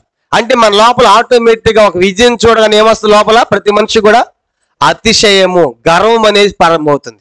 ఎప్పుడైతే ఇలాంటి గొప్ప విజయం పొందాడో గర్వించగా ఉండడానికి కోసం ముందుగానే ఒక ప్రవక్తని పంపించి భవిష్యత్తులో జరగబోయే సంగతి ముందుగానే చెప్తున్నాడు దేవుడు. ఇప్పుడు చదువుకుంటాం 15వ అధ్యాయం 2 దినవృత్తాంతాలు 15వ అధ్యాయం చూడండి, మొదటి వచనం. ఆ కాలమున దేవుని ఆత్మ ఓబేదు కుమారుడైన అజర్యా మీదకి రాగా అతడు ఆసాను ఎదుర్కొని పోయి ఇలాగూ ప్రకటించాను. ఎప్పుడైతే ఈ విజయం పొందారో మరి దేవుని యొక్క ఆత్మ అంట ఓబేదు కుమారుడు అజర్యా మీదకి వచ్చింది. అజర్యా అనేటువంటి ప్రవక్త ఇప్పుడు ఆశా దగ్గరికి వెళ్తున్నాడు. ఆశా దగ్గరికి వెళ్ళి ఈ మాటలు ప్రకటన చేస్తా ఉన్నాడు. ఇక్కడ ఇంకో విషయం ఏంటంటే ప్రవక్తగా ఉండేది చాలా కష్టం. గుర్తుపెట్టుకోండి, ప్రవక్తగా ఉండేది చాలా కష్టం. యాజకుడిగా ఉండేది చాలా ఈజీ. చూడండి, ఇప్పుడు యాజకుడు అంటే అక్కడ వాక్యం చెప్పేసి వెళ్ళిపోవటమే. దేని వాక్యం చదువుతాము, ప్రకటిస్తాము, అది వివరిస్తే వెళ్ళిపోతాం. కానీ ప్రవక్త పని ఏంటి తెలుసా? ప్రవక్త దేవుడు చెప్పింది, దేవుడు ఏం చెప్తాడో ఆ మనిషికి వెళ్ళి డైరెక్ట్గా చెప్పాలి. నువ్వు సస్తామని ఊరుకుంటాడు ఆయన కనుక, వాళ్ళకి చెప్పించమని ఊరుకుంటాడా? కనుక ప్రవక్త పని ఎంతో కష్టం. అందుకు ఇర్మియా అంటాడు, నేను బాలుడును, ప్లీజ్ వద్దు, నేను నత్తివాడు, నేను వెళ్ళంటాడు కనుక. ఆ ఇర్మియా అంటాడు, మోషే కూడా అంటాడు కనుక నేను నత్తివాడు. కారణం ఏంటి? ప్రవక్త పని చాలా కష్టం. అందుకే బైబిల్లో ప్రవక్తలు ఏం చేశారు? వాళ్ళు చంపారు ప్రకటించినందుకు. కనుక ప్రవక్త అంటే డైరెక్ట్ దేవుడు చెప్పిన పని మాట డైరెక్ట్గా వెళ్ళి ప్రవక్త చెప్పాలి, దేనికి మార్చకూడదు. ఇలా చెప్పాడు దేవుడు చెప్పాలి. కాబట్టి ప్రవక్త పని చాలా కష్టమైంది. మందిరములో లేవీలుగా యాజకులుగా చేసే పని చాలా సులువైంది. కాబట్టి అందుకే చాలా మంది యాజకులుగా ఉంటారు కానీ ప్రవక్తలు ఉండాలంటే కష్టమే. ఎందుకంటే మనం బైబిల్లో చూస్తాం. ఉదాహరణ సమయాలు కూడా ఆ రాత్రి పడుకున్నాడు. సమయాలు పడుకున్నప్పుడు దేవుడు ప్రత్యక్షమైన 3 సార్లు మాట్లాడాడు కదా. తెల్లవారు లేచి ఏలి అడుగుతాడు, ఏం చెప్పాడు దేవుడు నీకు రాత్రి అంటే? ఏమన్నాడు? సమయాలు అటు ఇటు తిరుగుతూ ఉంటాడు. కారణం ఏంటి? ఏం చెప్పాడు రాత్రి? నీ కుమారులు అందరూ ఏమైపోయి యుద్ధంలో చస్తారు అని చెప్పమన్నాడు దేవుడు. కనుక ఆ చెప్పండి భయపడ్డాడు సమయాలు ఒక విధంగా. తర్వాత చెప్పాడు ఆయన. కాబట్టి ప్రవక్త పని చాలా కష్టం. అందుకే బైబిల్లో ప్రవక్తలు చేశారంటే వాళ్ళు రాళ్ళు తీసుకుని చంపారు. కొంతమంది ప్రవక్తలు జైల్లో పెట్టించారు, కానీ రాజులు మనం చూస్తాం. కాబట్టి ఇది కూడా గుర్తుపెట్టుకోండి, రాజుల ప్రవక్త పని చాలా కష్టము, యాజకుల పని చాలా ఈజీనే. ఇప్పుడు యుద్ధం జరిగిన తర్వాత అజర్యా ప్రవక్త వచ్చి ఇలాగ ప్రకటన చేస్తున్నాడు, మీరు కనుక దేవుడిని విడిచిపెట్టారంటే దేవుడు మిమ్మల్ని విడిచిపెడతారు, మీరు దేవుని ఆశ్రయించారంటే దేవుడు మీతో ఉంటాడు, జాగ్రత్త. భవిష్యత్తులో మీకు ఇలా జరగబోతుంది, భవిష్యత్తులో మీరు దేవుని విడిచిపెడతారు, జరగబోతుంది. కాబట్టి మీరు జాగ్రత్త పడండి, బలహీనలు అవ్వద్దు, ధైర్యం వహించండి అని ఈ భవిష్యత్తులో జరగబోయే సంగతులు ప్రకటించాడండి. ఇప్పుడు చదవండి 2వ వచనం, 2 దినవృత్తాంతాలు 15వ అధ్యాయం 2వ వచనం. ఆసా యోధావారులారా, బెన్యామీనులారా, మీరు అందరూ నా మాట వినండి. మీరు యెహోవా పక్షంగా ఉంటే ఆయన మీ పక్షంగా ఉంటాడు, మీరు అంత విచారణ చేస్తే ఆయన మీకు ప్రత్యక్షం అవుతాడు, మీరు ఆయన విడిచిపెడితే ఆయన మిమ్మల్ని విసర్జిస్తాడు. తర్వాత 3వ వచనం, తర్వాత 3వ వచనం, నిజమైన దేవుడైనను ఉపదేశం చే యాజకులైనను ధర్మశాస్త్రం మీద చాలా దినం ఇశ్రాయేలుకు లేకుండా పోవును, భవిష్యత్తులో జరగబోతుంది. ధర్మశాస్త్రం ఇప్పుడు దేశమంతటి ప్రకటించే బాగానే ఉంది, దేశమంతా వాక్యం చెప్పించే బాగానే, భవిష్యత్తులో ధర్మశాస్త్రం లేకుండా ఉండబోతుంది. కానీ తర్వాత యాజకులు లేకుండా అయిపోతారు. ఇశ్రాయేలుకు జాగ్రత్త పడండి ప్రకటిస్తున్నాడు. 4వ వచనం, తమ శ్రమ యందు వారు ఇశ్రాయేలు దేవుని యెహోవా యొద్దకు మళ్ళుకొని ఆయనను వెదకినప్పుడు ఆయన వారికి ప్రత్యక్షమవుతాడు. ఆ కాలములలో దేశంలో కాపురస్ అందరిలోని గొప్ప కల్లోలం కలిగిన కనుక తమ పని పాటలను చక్కబెట్టుకాయి తిరిగి వారికి సమాధానం లేకుండాను. ఇప్పుడు 7వ వచనం చూడండి, కాగా మీరు బలహీనులు కాక ధైర్యము వహించండి, మీ కార్యము సఫలమగును. అంటే ఈ ప్రవక్త వచ్చి ఏం చెప్పంటే, అజర్య భవిష్యత్తులో ధర్మశాస్త్రం లేకుండా పోయిద్ది, ఇశ్రాయేలుకు యాజకులు లేకుండా అయిపోతారు, మీరు జాగ్రత్త పడండి. మీరు దేవుని పక్షంగా ఉంటే దేవుడు మీ పక్షంగా ఉంటాడు, మీరు ఆయన విడిచిపెడితే విసర్జిస్తే ఆయన మిమ్మల్ని విడిచిపెట్టి జాగ్రత్త అని చెప్పేసి ముందు జరగబోయే సంగతులు ప్రకటన చేశాడు. దేవుడు చెప్పించాడు, ముందు చెప్పించాడు. కానీ మీరు బలహీనలు అవ్వద్దు, ధైర్యంగా ఉండండి, దేవుని కలిగి ఉండండి. ఒక హెచ్చరిక జారీ చేశాడు దేవుడు ప్రవక్త ద్వారా. ఎందుకు? ముందుగానే వాళ్ళు తప్పిపోతాన్ని ఎదిగి ముందుగానే ఈ సంగతి చెప్పించాడు. ఇప్పుడు ఏం జరిగిందంటే చూడండి, 8వ వచనం ఎప్పుడైతే ఈ మాట చెప్పారో, 8వ వచనం, ప్రవక్త అయిన ఓబేదు ప్రవచించిన ఈ మాటలు ఆశ విన్నప్పుడు అతను ధైర్యం తెచ్చుకొని యోధా బెన్యామీనుల దేశం అంతటను ఎఫ్రాయిం మన్యములు తాము పట్టుకున్న పట్టణములో నుండి హేమని విగ్రహాలను తీసివేసి యెహోవా మంటపము ఎదుటను యెహోవా బలిపీఠమును మరలా కట్టించి. 9 చూడండి, యోధా వారిని అందరినీ, బెన్యామీలందరినీ, ఎఫ్రాయిం మనష్షే షిమ్యోను గోత్ర స్థానంలో వచ్చిన వారి మధ్య నివసించే పరదేశులను సమకూర్చెను. అతని దేవుడైన యెహోవా అతనికి సహాయుడు చూసి ఇశ్రాయేలు వారిలో నుండి విస్తారమైన జనులు అతని పక్షమున కాబట్టి ఇప్పుడు ఎప్పుడైతే ప్రకటన చేశాడో మళ్ళా ఆ దేశంలో ఇంకేమైతే విగ్రహాలు ఉన్నాయో అవన్నీ తీసివేశాడు. 8వ వచనంలో తీసివేసిన తర్వాత 9వ వచనం చూడండి. 9వ వచనంలో ఏం జరిగిందంట, ఇశ్రాయేల్లో నుండి 9వ వచనం చదవగానే మీకు ఒక డౌట్ రావాలి. 9వ వచనంలో ఎవరున్నారు చూడండి. 9వ వచనంలో ఎవరున్నారు? 9వ వచనటువంటి గోత్రాలు ఎక్కడ గోత్రాలు అయ్యి చెప్పండి. 9వ వచనంలో ఎఫ్రాయిము, మనష్షే, షిమ్యోన్ ఈ గోత్రాలు ఎక్కడ ప్రజలు? వీళ్ళు ఇశ్రాయేలు ప్రజలు. వీళ్ళ ఈ 2 గోత్రాలు అని చెప్పాను, ఇది యోధా బెన్యామీను గోత్రాలు. మరి వాళ్ళు ఇక్కడ ఎందుకు వస్తున్నారంట? ఇప్పుడు వాళ్ళు కూడా ఇక్కడికి వచ్చారు. చాలా 9వ ఎఫ్రాయిము, మనష్షే, షిమ్యోను గోత్రస్థానం వచ్చిన వారి మధ్య నివసించు పరదేశులు. ఇప్పుడు వీళ్ళు ఏమంటారు అర్థం చూడండి. ఈ యోధా వాళ్ళు ఏమంటారంటే, ఆ ఎఫ్రాయిము, షిమ్యోను, మనష్షే గోత్రం మీరు పరదేశులు, మీ ఇశ్రాయేల్ దేశం, మాదేమో యోధా దేశం. ఇప్పుడు వాళ్ళ సహోదరులే సరే, ఇప్పుడు వాళ్ళు ఏమయ్యారంట? మీరు పరదేశులు అంటున్నాడు. కాబట్టి ఇక్కడ వాళ్ళు కాదు. ఎఫ్రాయిం, మనష్షే అంటే ఆ గోత్రాలు ఇశ్రాయేల్ దేశంలో గోత్రాలు, వాళ్ళు ఇక్కడికి వస్తున్నారంట. వీళ్ళు ఈ ఇశ్రాయేల్ దేశంలోంచి ఎందుకు వస్తున్నారు? యోధా దేశం చెప్పండి, ఎందుకు వస్తున్నారు? యెహోవా తోడుగా ఉన్నాడు. కానీ ఇంకో విషయం గుర్తుపెట్టుకోవాలి, ఇక్కడేమి లేదని చెప్పాము. ఇశ్రాయేల్ దేశంలో ఇక్కడ ఏమి లేదు, ఇక్కడ మందిరం లేదు కదా ఇశ్రాయేల్ దేశంలో. ఇక్కడ ఏమన్నాయి? దాను, బేతేల్లో ఏమన్నాయి అని చెప్పాను. అది కాబట్టి ఇప్పుడు ఇక్కడేమో దాను బేతేల్లో విగ్రహాలు పెట్టాడు యెరోబాము.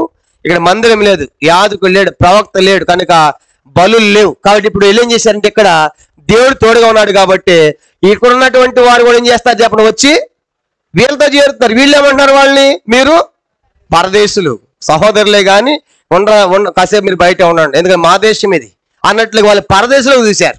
సరే అయినప్పుడు చేర్చుకున్నారు. వీళ్ళు చేర్చుకున్నారు, వచ్చి వాళ్ళు వస్తా ఉన్నారు. కారణం ఏంటంటే యెహోవా అతనికి, చూడండి ఆ మాట చూడండి, యెహోవా ఇశ్రాయేల్లో ఉండి విస్తారమైన జనులు అతని పక్షమున చేరిరి. ఇప్పుడు చెప్పండి, ఇప్పుడు ఇక్కడ నుంచి ప్రజలందరూ వచ్చేస్తా ఉంటే మరి ఇక్కడున్న రాజు ఊరుకుంటాడా? చెప్పండి, ఊరుకుంటాడు. ఇప్పుడు ఇక్కడ రాజు ఎవరంటే బయెషా. ఇక్కడ ఆసా టైంలో ఇక్కడ రాజు ఎవరంటే బయెషా. గుర్తుపెట్టుకుని ఆయన చనిపోయాడు, ఏరో చనిపోయాడు. అది ఆర్డర్లు వచ్చినప్పుడు అది చెప్తాను. ఇప్పుడు ఇక్కడ ఆసా టైంలో రాజు ఎవరు అక్కడ ఇశ్రాయేల్ దేశంలో చెప్పండి? బయెషా. కానీ ఇప్పుడు బయెషా రాజుగా ఉన్నాడు. ఈ ప్రజలందరూ కూడా ఏం చేస్తారంటారు? యెహోవా దేవుడు వాళ్ళకి తోడుగా ఉన్నాడు అని చెప్పేసి అందరూ దారి కట్టారు, పోతా ఉంటే చాలా మంది చేరారు, ఎక్కడ అయిపోయింది. తర్వాత ఈ 15వ అధ్యాయం అంతా కూడా మీరు చదివిన తర్వాత ఇక ప్రమాణం చేపిస్తాడు. ఎవరు కూడా దేవుని విడిచిపెట్టకూడదని ప్రమాణం చేస్తారు. చూడండి 15వ వచనం, 15వ వచనం చదువు, 13వ వచనం, 2 దినవృత్తాంతములు 15:13 చదవండి. పిన్నలే గాని పెద్దలే గాని పురుషులే గాని స్త్రీలే గాని ఇశ్రాయేలు యెహోవా యొద్ద విచారణ చేయని వారందరికీ మరణము విధించమని నిష్కర్ష చేసుకొనిరి. తర్వాత 15వ వచనం, ఇలాగున ప్రమాణం చేయబడగా యోధా వారందరూ సంతోషించిరి. వారు పూర్ణ హృదయముతో ప్రమాణం చేసి పూర్ణ మనస్థాయిని వెదకుండిరి కనుక యెహోవా వారికి ప్రత్యక్షమై చుట్టూనున్న దేశస్తులతో యుద్ధము లేకుండా వారికి నెమ్మది కలుగజేసెను. ఇప్పుడు చెప్పండి, అందరూ చూడండి. ఆస దగ్గరకు వచ్చి అదరే ప్రవక్త ఏమని చెప్పాడు? భవిష్యత్తులో మీరు దేవునితో ఉంటే దేవుడి మీద ఉంటాడు, మీరు ఆయన విడిచిపెడితే ఆయన మిమ్మల్ని విడిచిపెడతారు. ధర్మశాస్త్రం లేకుండా పోయేది కాబట్టి జాగ్రత్తగా ఉండండి, ధైర్యం వహించండి. దేవుని విడిచిపెడుతున్నప్పుడు విగ్రహాలు తీసేసి ఆ వచ్చే వాళ్ళు కలుపుకొని అందరూ కలిసి ఎవరు ప్రమాణం చేశారని చెప్పండి? మేము యెహోవా విచారణ చేస్తాం, దేవునితోనే ఉంటాం, ఎవరైతే విచారణ చేయడో దేవుని దగ్గర వాడిని చంపేస్తాం అని చెప్పి ఒక మంచి పూర్ణ హృదయంతో మేము దేవునితోనే ఉంటాము అని ఒక మంచి తీర్మానం చేసుకున్నారండి. ఎవరు? యోధా వారు ప్లస్ వచ్చినటువంటి వారు కూడా కలుపుకొని అలా ప్రమాణం చేసుకున్నారు. అది 15వ అధ్యాయం అయిపోయింది. ఇప్పుడు 16వ అధ్యాయం మనం చూస్తాం. వాళ్ళు ఎప్పుడైతే ప్రమాణం చేసుకున్నారో ఇప్పుడు ఏం జరిగిందంట? ఇప్పుడు వాళ్ళ తీర్మానం ఏంటి చెప్పండి? మేము మనుషులను ఆశ్రయించము, నిన్నే నమ్ముకునే ఉన్నాడు కదా, నీవే మా దేవుడు ఉన్నారు కదా, కాబట్టి మేమంతా నీకోసం జీవిస్తామని తీర్మానాలు ప్రమాణాలు కూడా చేసుకున్నారు. అది 16వ అధ్యాయం ఎలా స్టార్ట్ అవుతుందని చూడండి. 16వ అధ్యాయం అందరం కలిసి ఆసా ఏలుబడి యందు 36వ సంవత్సరమున ఇశ్రాయేలు రాజైన బయెషా యోధా వారి మీద దండెత్తి బయలుదేరి యోధా రాజైన ఆసా యుద్ధకు రాకపోకలు జరగకున్నట్లు రామాను కట్టింపగా. ఇప్పుడు ఆసాకి ఎన్ని సంవత్సరాలంట? 36వ సంవత్సరం. ఇది జరుగుతున్న సందర్భం. ఇప్పుడు మనం చదివే సందర్భం ఏంటంటే 36వ సంవత్సరంలో ఆసాకి 36వ సంవత్సరం పరిపాలన కాలంలో ఏం జరిగిందంటే, ఇప్పుడు ఫస్ట్ దండెత్తింది ఎవరు? మొదట ఆసమే దండెత్తిన రాజు ఎవరు? కూషుడైన జరాహు. ఇప్పుడు దండెత్తింది ఎవరంట? బయెషా. ఎక్కడ రాజు? ఇశ్రాయేల్ రాజు. బాగా గుర్తుపెడతాం. మొదటి రాజు ఏమో కూషుడైన జరాహు దండెత్తి వచ్చాడు, కానీ వాళ్ళు ఓడిపోయారు. యుద్ధం వరకు గెలిచేట్టు మనం చూసాం. కానీ ఇప్పుడు రెండవ యుద్ధం వస్తుంది. ఈ రెండవ యుద్ధం బయలుదేరి వస్తుంది. ఎవరంటే ఈ బయెషా అనే వాడు ఏం చేస్తున్నాడంటే ఎక్కడి నుంచి బయలుదేరి యుద్ధానికి వస్తున్నాడు. ఎందుకు వస్తున్నాడు అది కూడా చెప్పాడు 16వ అధ్యాయంలో.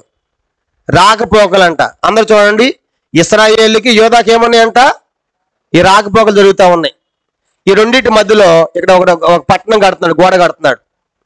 ఎవరు కూడా ఇశ్రాయేల్ దేశంలోంచి ఆడపోకూడదు, ఇశ్రాయేల్ నుంచి ఆడిపోకూడదు, యోధాని వెళ్ళకూడదు. అది 16వ అధ్యాయం మనం చూస్తాం. రాకపోకలు జరగకుండా యోధాకి ఇశ్రాయేలుకి రాకపోకలు జరగకుండా ఒక పట్టణాన్ని కట్టిస్తున్నాడు. మధ్యలో ఇక్కడ రామ్ అనే పట్టణాన్ని కట్టిస్తూ ఉన్నాడు, గోడ పెడుతున్నాడు. ఎవరు కూడా ఇది దాటి వెళ్ళకూడదని. ఇప్పుడు చెప్పండి, దాటి ఎందుకు వెళ్తున్నారు? ఇశ్రాయేల్లో ఉన్నటువంటి వారు ఎందుకు వస్తున్నారు? ఇక మందిరం ఉంది, మనకేమి లేదు, మందిరం లేదు. మందిరం ఉంటే దేవుడు వాళ్ళకి తోడు. కాబట్టి మేము కూడా ఏం చేస్తాం? ఆ దేవుని దగ్గరికి క్యూ కడితే మరి రాజు ఊరుకుంటాడా? మరి నా రాజ్యం అంతా ఏమైపోయింది? అందరూ వెళ్ళిపోతా ఉంటే ఖాళీ అయిపోయింది. కాబట్టి ఎవరు వెళ్ళటం కీళ్ళని చెప్పేసి ఈ రెండింటి మధ్యలో ఏం కడతాడంటే రామ అనేటువంటి పట్టణాన్ని కట్టాడు. రాకపోకలు జరగకుండా ఎక్కడెక్కడికి? ఇశ్రాయేలుకి, యోధాకి. కాబట్టి పట్టణం కడుతుంది ఎవరు ఇప్పుడు? బయెషా. గుర్తుపెట్టుకోండి, ఎవరంట? బయెషా. కానీ ఇప్పుడు అర్థమైంది కదా ఎందుకు ఆయన పట్టణం కట్టాడో. రాకపోకలు జరగకూడదు, అందరు వెళ్ళిపోతున్నారు కాబట్టి ఎవరు యోధా దేశం వెళ్ళకూడదు అని చెప్పేసి ఒక రామాన్ని కట్టించడానికి కట్టడం మొదలు పెట్టాడు. ఇప్పుడు ఎప్పుడైతే ఈ మధ్యలో పట్టణం ఇక్కడ రామా పట్టణాన్ని కడతామో మొదలు పెట్టాడో, ఇప్పుడు ఈ సంగతి ఆసాకు తెలిసింది. ఎవరు తెలిసింది చెప్పండి? ఆస. ఇప్పుడు ఆస ఏం చేయాలి? వచ్చేవాళ్ళు రానికుండా ఆఫ్ చేస్తున్నాడు, పట్టణం కడుతున్నాడు. ఇప్పుడు యోధాకి ఇశ్రాయేల్కి మధ్య ఏమి లేవు, రాకపోకలు ఆగిపోతున్నాయి. మధ్యలో పట్టణాన్ని కట్టాడు. సంగతి తెలియకనే ఆస ఏం చేశాడంటే ఇర్మియా గ్రంథం 41వ అధ్యాయం ఇక్కడ చేయబెట్టుకుని మళ్ళీ వస్తాం. ఇర్మియా గ్రంథము 41వ అధ్యాయము 9వ వచనం చదవండి. ఇర్మియా గ్రంథం 41వ అధ్యాయం 9వ వచనం ఒకళ్ళు చదవండి. ఇర్మియా గ్రంథము 41:9.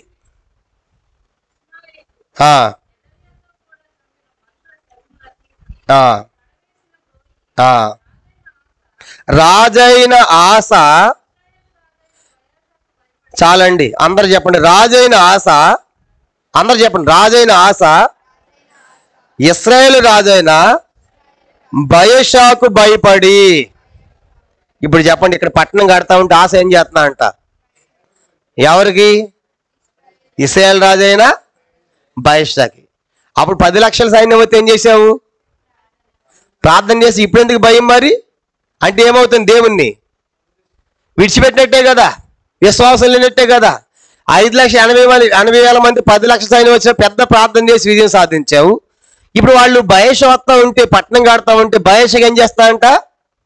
భయపడ్డాడు. భయపడి ఏం చేస్తా అంటే, ఈ మందిరటువంటి మందిరంలో ఉన్నాయి కదా, యెరూషలేము మందిరం ఉంది కదా, ఈ మందిరంలో వెండి బంగారం వస్తువులన్నీ కూడా లంచములాగా ఎవరికి ఇస్తున్నాడంటే ఈ బయషా మీదకి యుద్ధానికి రమ్మని సిరియా రాజు, ఎవరంటైనా సిరియా రాజు అయినటువంటి బెన్హదదు, ఎవరంటే ఆయన బెన్హదదు. ఇప్పుడు చూడండి, ఇప్పుడు ఈ యోధా మీదకి యుద్ధానికి వస్తుంది ఎవరు? ఇశ్రాయేలు రాజైన బయషా యుద్ధానికి వస్తా ఉంటే ఈ బయషాకు భయపడి ఈ ఆశ ఏం చేశాడంటే ఈ యెరూషలేము అనేటువంటి వెండి బంగారు వస్తువులన్నీ కూడా లంచముగా కానుక సిరియా రాజైన బెన్హదదు పంపించాడు. ఎందుకు తెలుసా? ఎందుకు? నువ్వు నాకేం చేయాలి చెప్పండి, ఏం చేయాలి నువ్వు నాకు? మన ఇద్దరిని కలిసి ఏం చేస్తాం? బయషాను ఓడిస్తాం అని ఇతని సహాయాన్ని కోరుతున్నాడు. ఫస్ట్ ప్రార్థనలో ఏమన్నాడు? మొదటి ప్రార్థనలో నిన్నే నమ్ముకున్నావు, నువ్వు తప్ప మాకు ఏరే సైన్యం లేదన్నావుగా, మరి ఇప్పుడు సిరియా సైన్యం ఎందుకు నీకు? భయపడి ఇచ్చాడు. అయితే ఇక్కడ ఇంకో విషయం ఏంటంటే చూడండి, ఈ సిరియా రాజు తర్వాత ఇక్కడ బయషా ఇద్దరు ఫ్రెండ్స్ అన్నమాట. అందరు చెప్పండి, ఇద్దరు ఎవరు? ఆల్రెడీ వాళ్ళిద్దరికి సంధి ఉంది, సమాధానం ఉంది. నువ్వు నీ మీదకి వస్తే నా మీదకి కూడా నాకు సహాయం చేయాలి, నాకు వస్తే నీకు సహాయం చేస్తాని వీళ్ళిద్దరి మధ్యలో సంధి సమాధానం ఉంది. కాబట్టి ఈ లంచం కానుక పంపించి ఈ సిరియా రాజు బయషాతో ఉన్న సంబంధాన్ని తెగొట్టి తన పక్షాన్ని చేసుకుంటున్నాడు ఆశ. మీరు తర్వాత చదవండి. కనుక వీళ్ళిద్దరు చెప్పండి, వీళ్ళిద్దరు శత్రుత్వం ఏమి లేదు, వీళ్ళిద్దరికి సమాధానం ఉంది. ఎవరెవరికి? బయషాకి, సిరియా గారిని బెన్హదదుకు. వీళ్ళిద్దరికి మంచి సంబంధాలే ఉన్నాయి. మరి ఇతను తట్టు తిప్పుకోవాలంటే ఒట్టిగా వస్తాడా? ఒట్టిగా రాడు కదా. ఏం చేయాలి ఇప్పుడు? వెండి బంగారు మందులో ఉన్నాయి కదా, అన్ని కూడా మందులో అన్ని దోచి ఇతను పంపించి వాళ్ళ సంబంధం తెగొట్టి విడగొట్టి తనతో కలుపుకొని ప్రయత్నం చేస్తున్నాడు. ఇప్పుడు చదవండి, ఇప్పుడు చదువుతాను చూడండి, 16వ అధ్యాయము 2వ వచనం చదవండి. మొదటి వచనం, యోధరాజున ఆశ రాకపోక జరగకుండా రామాను కట్టింపగా. ఎప్పుడైతే ఈ రామాను కట్టి మొదలు పెట్టాడు, ఇప్పుడు 2వ వచనం, ఆశ యెహోవా మందును రాజనగరనందున ఉన్న బొక్సములోని వెండి బంగారం తీసి దమస్కులో నివాసము చేయు సిరియా రాజుకు బెన్హదదు వద్దకు దూతల చేత పంపించి, చదవండి, నా తండ్రికి నీ తండ్రికి కలిగినట్లు నాకును నీకును సంధి కలిగి ఉన్నది, వెండిని బంగారం నీకు పంపి ఉన్నాను. ఇశ్రాయేలు రాజుని బయషా నన్ను విడిచి ఆవలికి పోవునట్లుగా నీవు అతనితో చేసిన సంధిని భంగము చేయమని వర్తమానము చేశాను. చూసారా, నువ్వు ఆల్రెడీ అతనితో సంధి చేసుకున్నావు. ఎవరితో? బయషాతో. ప్లీజ్ దయచేసి మీ తండ్రికి మా తండ్రికి సంబంధం ఉంది, ఇప్పుడు వెండి బంగారాన్ని పంపిస్తున్నాను, ఈ లంచమంతా ఈ కానుకంతా తీసుకొని ఆ బయషతో సంబంధాన్ని నువ్వేం చేయాలి? భంగము చేయి, క్యాన్సిల్ చేసి నాతో చేరు ప్లీజ్ అని బతులాడుకుంటున్నాడు. ఎవరిని? సిరియా రాజైన బెన్హదదును. ఇప్పుడు ఆశని ఏమన్నాళ్ళు చెప్పండి? ఆశగానే బుద్ధి ఉందా? మొదటి ప్రార్థన ఎంత ప్రార్థన చేశావు? ఎంత దేవుడిని సహాయం చేశాడు? ఇప్పుడు ప్రార్థన చేయొచ్చుగా. దేవుడు ముందే చెప్పాడు, జాగ్రత్త, మీరు ధర్మశాస్త్రం ఏం చేస్తారు? విడిచిపెడతారు, మీరు దేవుని పక్షంగా ఉంటారని చెప్పాడు 17వ అధ్యాయంలో. జాగ్రత్త పడాలి కదా. పడకుండా ఇప్పుడు ఏం చేశాడంటే మందులో డబ్బంతా ఇచ్చి వీళ్ళ సంధిని విడగొట్టి తనతో కలుపుకుంటున్నాడు. అప్పుడు అతనేమన్నాడు చూడండి, ఏం జరిగిందంట? 4వ వచనం, 2 దినవృత్తాంతాలు 16:4 చదవండి. బెన్హదదు రాజైన ఆసా మాట అంగీకరించి తన సైన్యముల అధిపతులను ఇశ్రాయేలు వారి పట్టణం మీద పంపగా వీరు ఇయోనును దానును అబెల్మాయిము నఫలాయిం ప్రదేశములకు చేరి పట్టణములను కొట్లను కొల్లబెట్టిరి. 15వ వచనం. బయెషా అది విని రామాను ప్రాకారములతో కట్టుట మానివేసి తాను చేయుచున్న పని చాలించెను. అప్పుడు రాజైన ఆసా యోధా వారందరూ సమకూర్చి వీరు పోయి బయెషా కట్టించున్న రామపట్నపు రాళ్లను దూలములను తీసుకొని వచ్చిరి. వాటితో ఆసా గెబాను మిస్పాను ప్రాకారపురములుగా కట్టించెను. ఇప్పుడు అందరూ చూడాలి. ఇప్పుడు ఎప్పుడైతే ఈ వెండి బంగారు పంపించాడో ఆసా ఎవరికి? సిరియా రాజైన బెన్హదదుకు వెంటనే యాక్సెప్ట్ చేశాడు. శబాష్ అన్నాడు. ఇంత ఇస్తే నేను రాకుండా ఉంటాను నీతోని. నీ ఇంట్లో ఉన్న రాజనగర్లో బంగారం, మందిరంలో బంగారం సామాన్యమైందా? తీసుకున్నాను, యాక్సెప్ట్ చేశాను కనుక నేను నీకు సపోర్ట్ చేస్తా అన్నాడు. ఎప్పుడైతే ఈ ఆసాకి సిరియా రాజు సపోర్ట్ చేస్తా సంగతి ఈ బయెషాకి తెలిసిందో ఏం చేశాడంట? తెచ్చిన రాళ్ళు కర్రలు అన్ని వదిలిపెట్టేసి వెనక్కి వెళ్ళిపోయాడు. కనుక తగ్గిపోయాడు వెనక్కి. ఇద్దరు సైన్యాన్ని మనం గెలవలేము కాబట్టి వీడు నాకు మోసం చేశాడు సిరియా రాజు, కాబట్టి వద్దు కట్టేది ఎందుకు అని చెప్పేసి కట్టడం రామపట్నాన్ని కట్టడము మానుకొని వెనక్కి వెళ్ళిపోయాడు. ఎవరు? బయెషా. ఇప్పుడు అక్కడ తెచ్చిన సరుకంతా ఉంది కదా, తెచ్చిన దూలములు కర్రలు రాళ్ళు ఇవన్నీ తెచ్చి ఆసా మళ్ళీ కొన్ని పట్టణాలు కట్టాడు. సో ఇది మనం చదువుకుంది. కానీ ఇప్పుడు విజయం సాధించాలనుకుంటున్నాడు. ఎంతవరకు అయిపోయి ఆశ చేస్తా. ఎంతవరకు ఇతను చేసిన పొరపాటు ఇప్పుడు మళ్ళీ ఒక ప్రవక్తను పంపిస్తున్నాడు. ఆశా నీకైనా బుద్ధి ఉందా? నువ్వు చేసిన పని ఏంటి అని మళ్ళీ వచ్చి ఒక ప్రవక్త ఆశాని గద్దిస్తున్నాడు. కాబట్టి ఇప్పుడు యుద్ధం లేకుండా అయిపోయింది. ఒక విధంగా యుద్ధంలో గెలిచినట్టే ఆశ. ఎట్ట గెలిచినట్టు చెప్పండి? వెండి బంగారాలు పంపించి ఇద్దరు కలిసి అతడు భయపడి రాకుండా చేసి అవన్నీ తెచ్చేసి మిగిలిపోయినటువంటి పదార్థాలు కనుక ఆ రాళ్ళు కానీ కర్రలు కానీ తెచ్చి మిస్పా గెబా పట్టణాలన్నీ కట్టించి ఆయన గెలిచేయాలనుకుంటున్నాడు. ఇప్పుడు దేవుడు ఊరుకుంటాడా? ఆశ మొదట ఏం చేశావు? ఎంత ఆధారపడవు నా మీద. తర్వాత నేనేం చెప్పించాను, మళ్ళీ జాగ్రత్త మనం చెప్పించాను భవిష్యత్తు జరిగిపోయే సంగతులు ఇవన్నీ కూడా నువ్వు చేసిన పని ఏంటని చెప్పేసి మరొక ప్రవక్త వెళుతున్నాడు. ఈ సందర్భం అయిన తర్వాత చూడండి. ఇప్పుడు 7వ వచనం 2 దినవృత్తాంతాలు 16:7 చదవండి. ఆ కాలమందు దీర్ఘదర్శి అయిన హనాని యోధారాజైన ఆసా యుద్ధకు వచ్చి అతనితో ఇలాగ ప్రకటించెను, నీ దేవుని యెహోవాను నమ్ముకొనక సిరియా రాజును నమ్ముకొంటివే. సిరియా రాజు యొక్క సైన్యము నీ వశమును తప్పించుకొని పోయిను. బహు విస్తారమైన రథములను గుర్రపు రౌతులు గల కూషీలను లూబీలను గొప్ప దండే వచ్చింది కదా. ఆయనను నీవు యెహోవాను నమ్ముకున్నందున ఆయన వారిని నీ చేతికి అప్పగించాను. ఇప్పుడు ఈ హనాని ప్రవక్త వచ్చాడు కనుక మొదటి వచ్చిన ప్రవక్త ఎవరు చెప్పండి? ఆయన 15 అధ్యాయుల ప్రవక్తలు జాగ్రత్తగా ఉండండి హెచ్చరించాడు. ఎవరు ఆ ప్రవక్త? అజర్య ప్రవక్త. కాబట్టి ఇప్పుడు మరొక ప్రవక్త వచ్చాడు. ఎప్పుడైతే ఈ యొక్క ఆశ బయెషాకు భయపడి సిరియా రాజు నమ్ముకున్నాడు, సిరియా రాజు సహాయాన్ని కోరాడు, సిరియా సహాయంతో గెలిచాలనుకుంటున్నాడు. అయితే దేవుడు హనాని పంపించాడు. హనాని అంటే అర్థము కృప అని అర్థం, దేవుని కృప అని అర్థం. హనాని ప్రవక్త. ఆ హనాని అంటే అర్థము దేవుని కృప అని అర్థం. ఇప్పుడు ప్రవక్త వచ్చి ఏమంటున్నాడంటే, ఆశా నువ్వు చేసిన పని ఏంటి? నువ్వు యెహోవాను నమ్ముకోనలేదు. ఇప్పుడు ఎవరు నమ్ముకున్నావంట? చెప్పండి, ఎవరు నమ్ముకున్నాడు? సిరియా రాజును నమ్ముకున్నావు. కీర్తన 18 రాయబండి. మనుషులు నమ్ముకుంటు కంటే యెహోవాను నమ్ముకుంట మేలు, రాజు నమ్ముకుంటు కంటే యెహోవాను ఆశ్రయించటం మేలు. కాబట్టి ఇప్పుడు ఈ హనాని ప్రవక్త వచ్చి ఏం చెప్తున్నాడు? ఈ ప్రవక్త పేరు హనాని.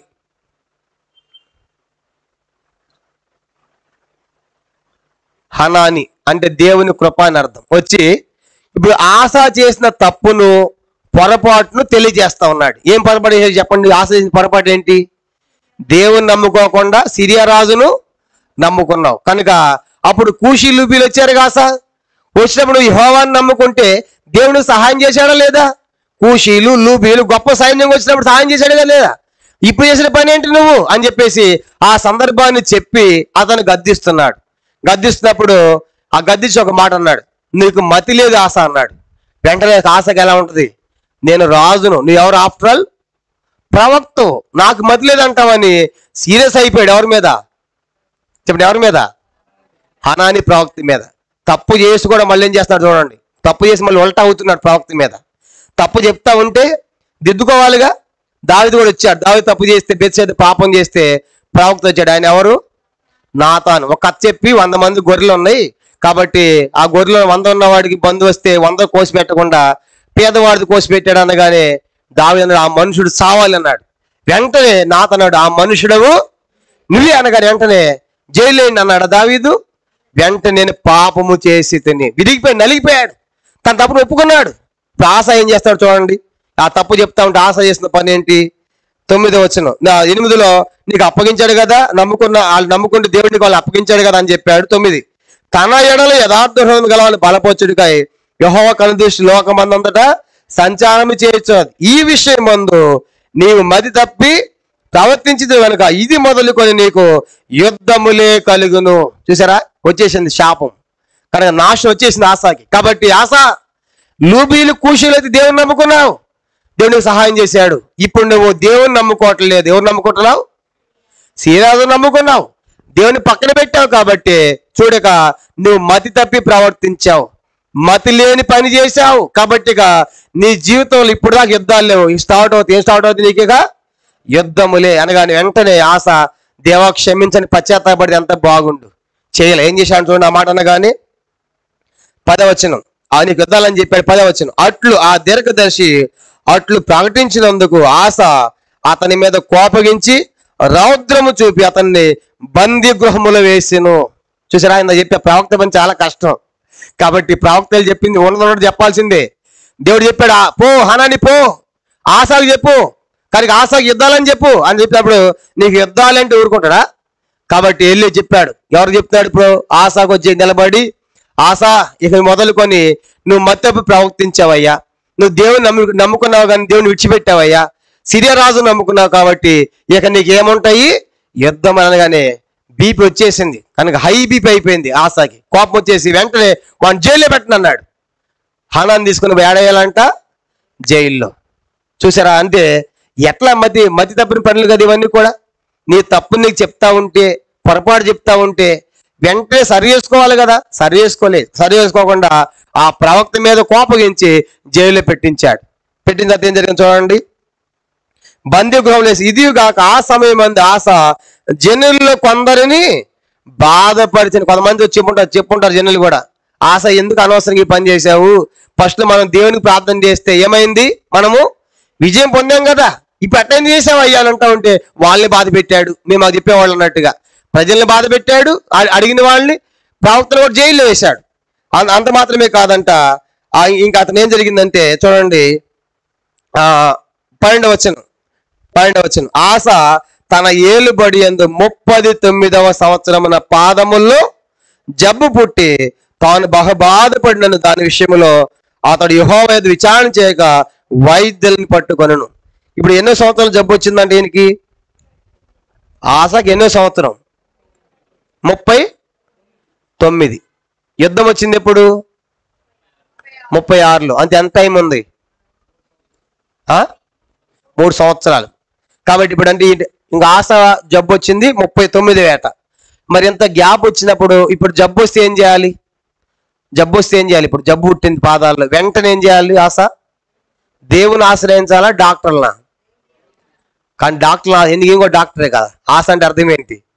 వైద్యుడు. కాబట్టి ఎంతమంది డాక్టర్లు లేరు, మంచి హాస్పిటల్ చూడండి పోండి అన్నాడు. కనుక హాస్పిటల్ చూసి కనుక హాస్పిటల్ అడ్మిట్ అయ్యి వైద్యుల దగ్గరికి వెళ్ళాడు, డాక్టర్ల దగ్గరికి వెళ్ళాడు, దేవుని దగ్గర రావట్లేదు. ఎంత విచారము. కాబట్టి డాక్టర్లు కూడా ఏం చేస్తారంటే కొన్నిసార్లు తీసుకెళ్ళి సాగబోయేవాడిని పెట్టి అక్కడ పెట్టి బతికిన సార్ అంటే వాళ్ళు అంటారు తెలుసా, మేము దేవుళ్ళం కాదయ్య అంటారు డాక్టర్లు కూడా. నిజమైన డాక్టర్లు ఏమంటారు, మేము కూడా ప్రతి డాక్టర్ ఏ డాక్టర్ని ఖచ్చితంగా బతికిస్తానంటాడా? అట్టనేవాడు సంతకం పెట్టించుకోడు ముందే, ఎల్లగా ముందు సంతకం పెట్టాలి ఫైల్ మీద, ఏమైనా మాకు సంబంధం లేదని. అట్లయితే లోపల అడ్మిషన్, ఆ తర్వాత ట్రీట్మెంట్ అనమాట. చూడండి, ఎందుకు దాని అర్థం ఏంటి, మేము కూడా మనుషులం కాదు కనుక మా ప్రయత్నం ఏం చేస్తాం అనే డాక్టర్లు కూడా. కానీ ఇప్పుడు ఇంత జరిగినప్పుడు, పాదాల్లో జబ్బు పుట్టినప్పుడు అప్పుడన్నా దేవుని దగ్గర రావాలా? ప్రవక్తనేమో జైల్లో పెట్టించావు, ప్రజలనేమో బాధ పెట్టావు, నీకేమో జబ్బు పుట్టింది.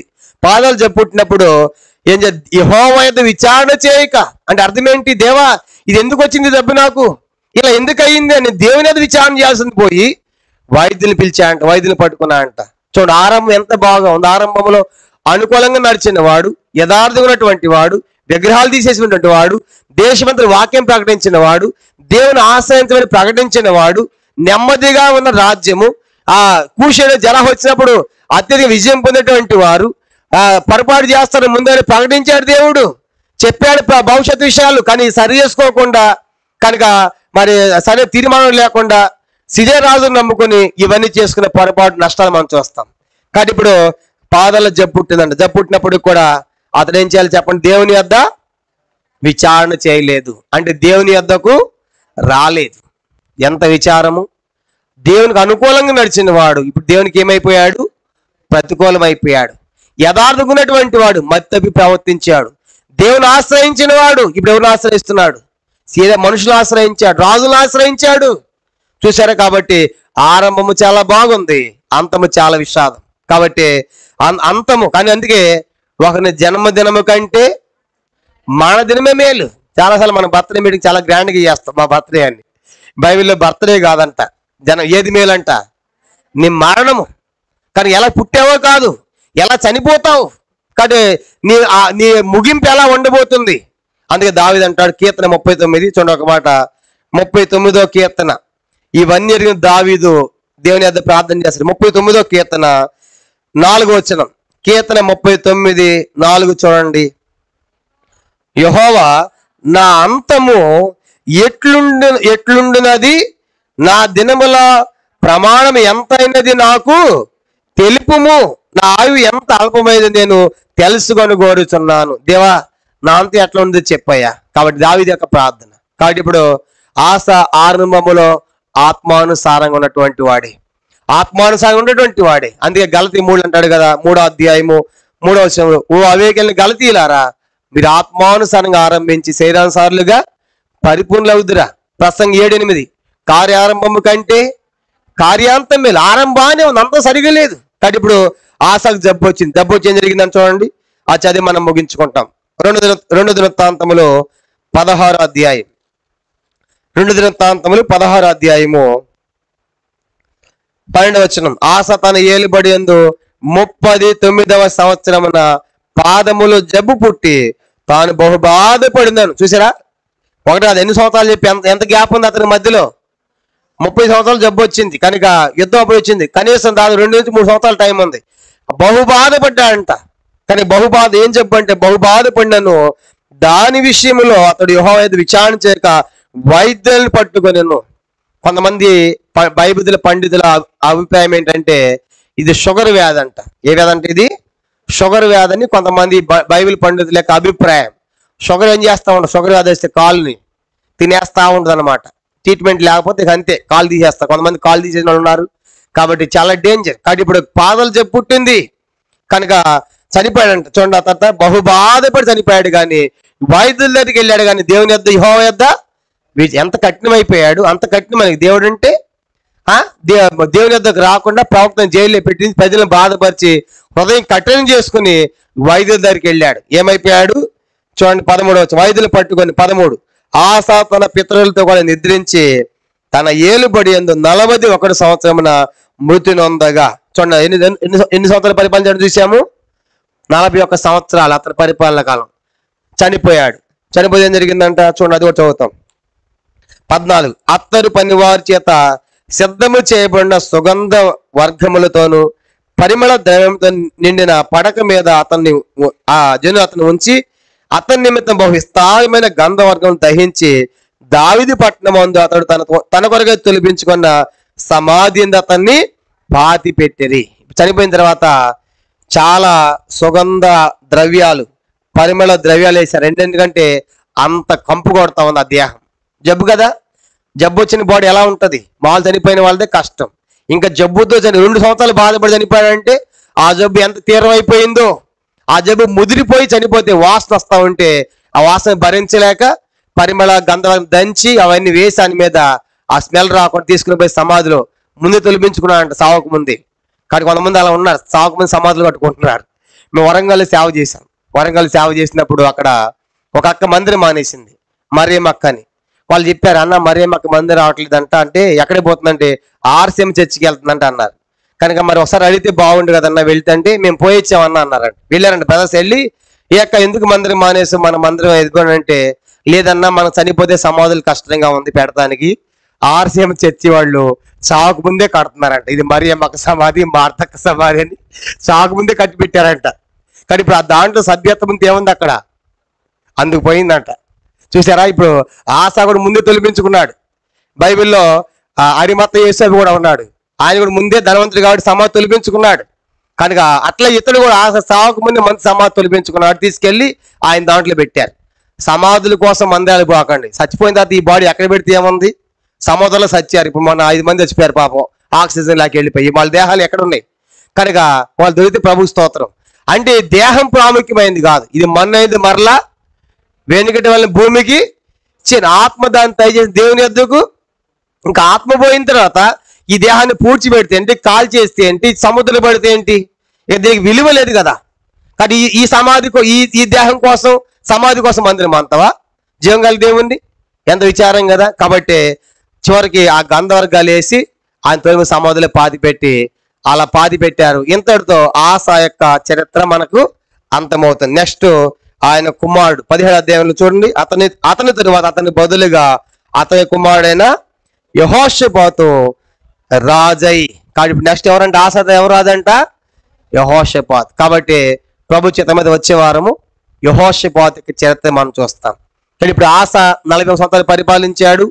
తండ్రి అబియాము, భార్య చెప్పండి భార్య ఎవరు, అజూబ్ అని చూసాము. కనుక మరి అతని గురించి మనం చెప్పాలంటే మొదట ఆరంభంలో చెప్పండి ఏం చేశాడు, యథార్థంగా నడిచాడు, తన విగ్రహాలన్నీ కూడా తొలగించాడు, ధర్మశాస్త్రం వాక్యం దేశమంతటా ప్రకటించాలని ఆజ్ఞాపించాడు, అందరూ దేవుని ఆశ్రయించేట్టుగా చేశాడు, దేవుడిని నెమ్మదిచ్చాడు, పురములు ప్రాకారములు పట్టణాలు కట్టాడు, వృద్ధులకు వచ్చారు.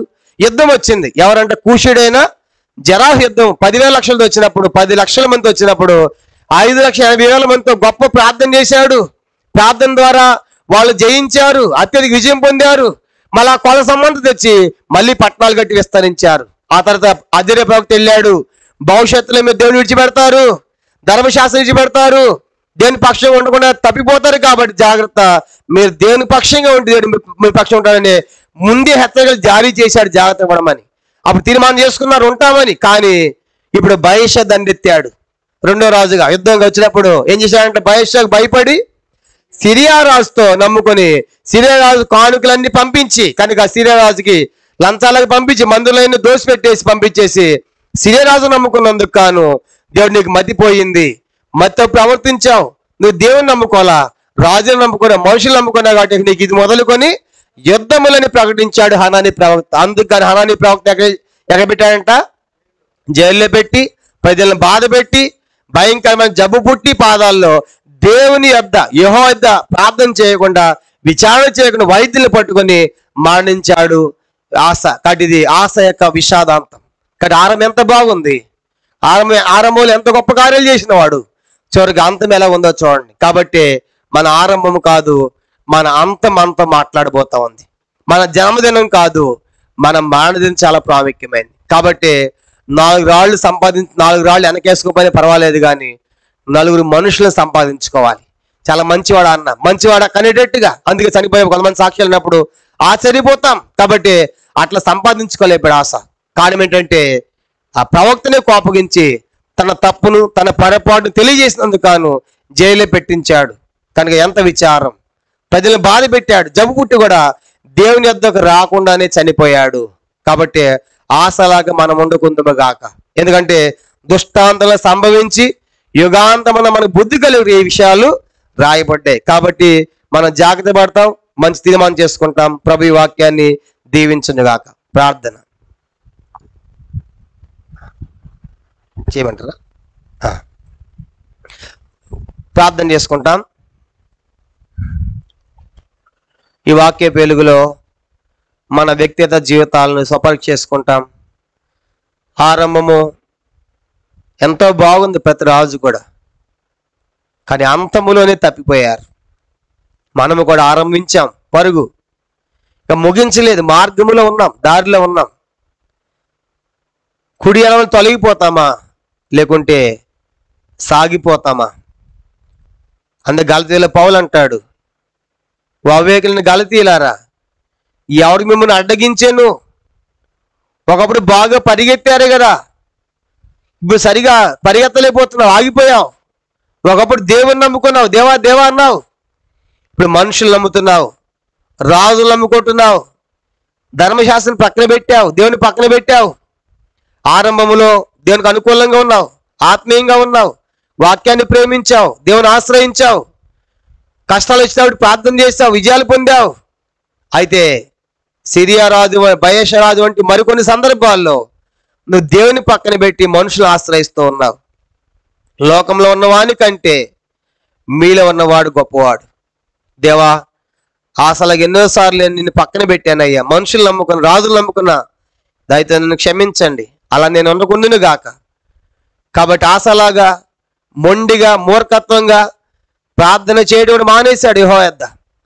అలా మేము ఉండకూడదని మనకి హెచ్చరికిస్తుంటుండగా ఈ రాత్రి మన పొరపాట్లు మనం ఒప్పుకుంటాం. ఎక్కడ దేవుని విసర్జించామో, దేవుని పక్షంగా లేమో, రాజులు నమ్మామో, ఈ రాత్రి ఎంత స్పష్టంగా దేవుడు మాతో మాట్లాడాడు. ఒక మంచి తీర్మానంతో ఈ స్థలం విడిచి వెళుదుముగాక. ప్రార్థన. పరలోకమందున్న మా తండ్రి, పరిశుద్ధ దేవ, మీ స్తోత్రాలు.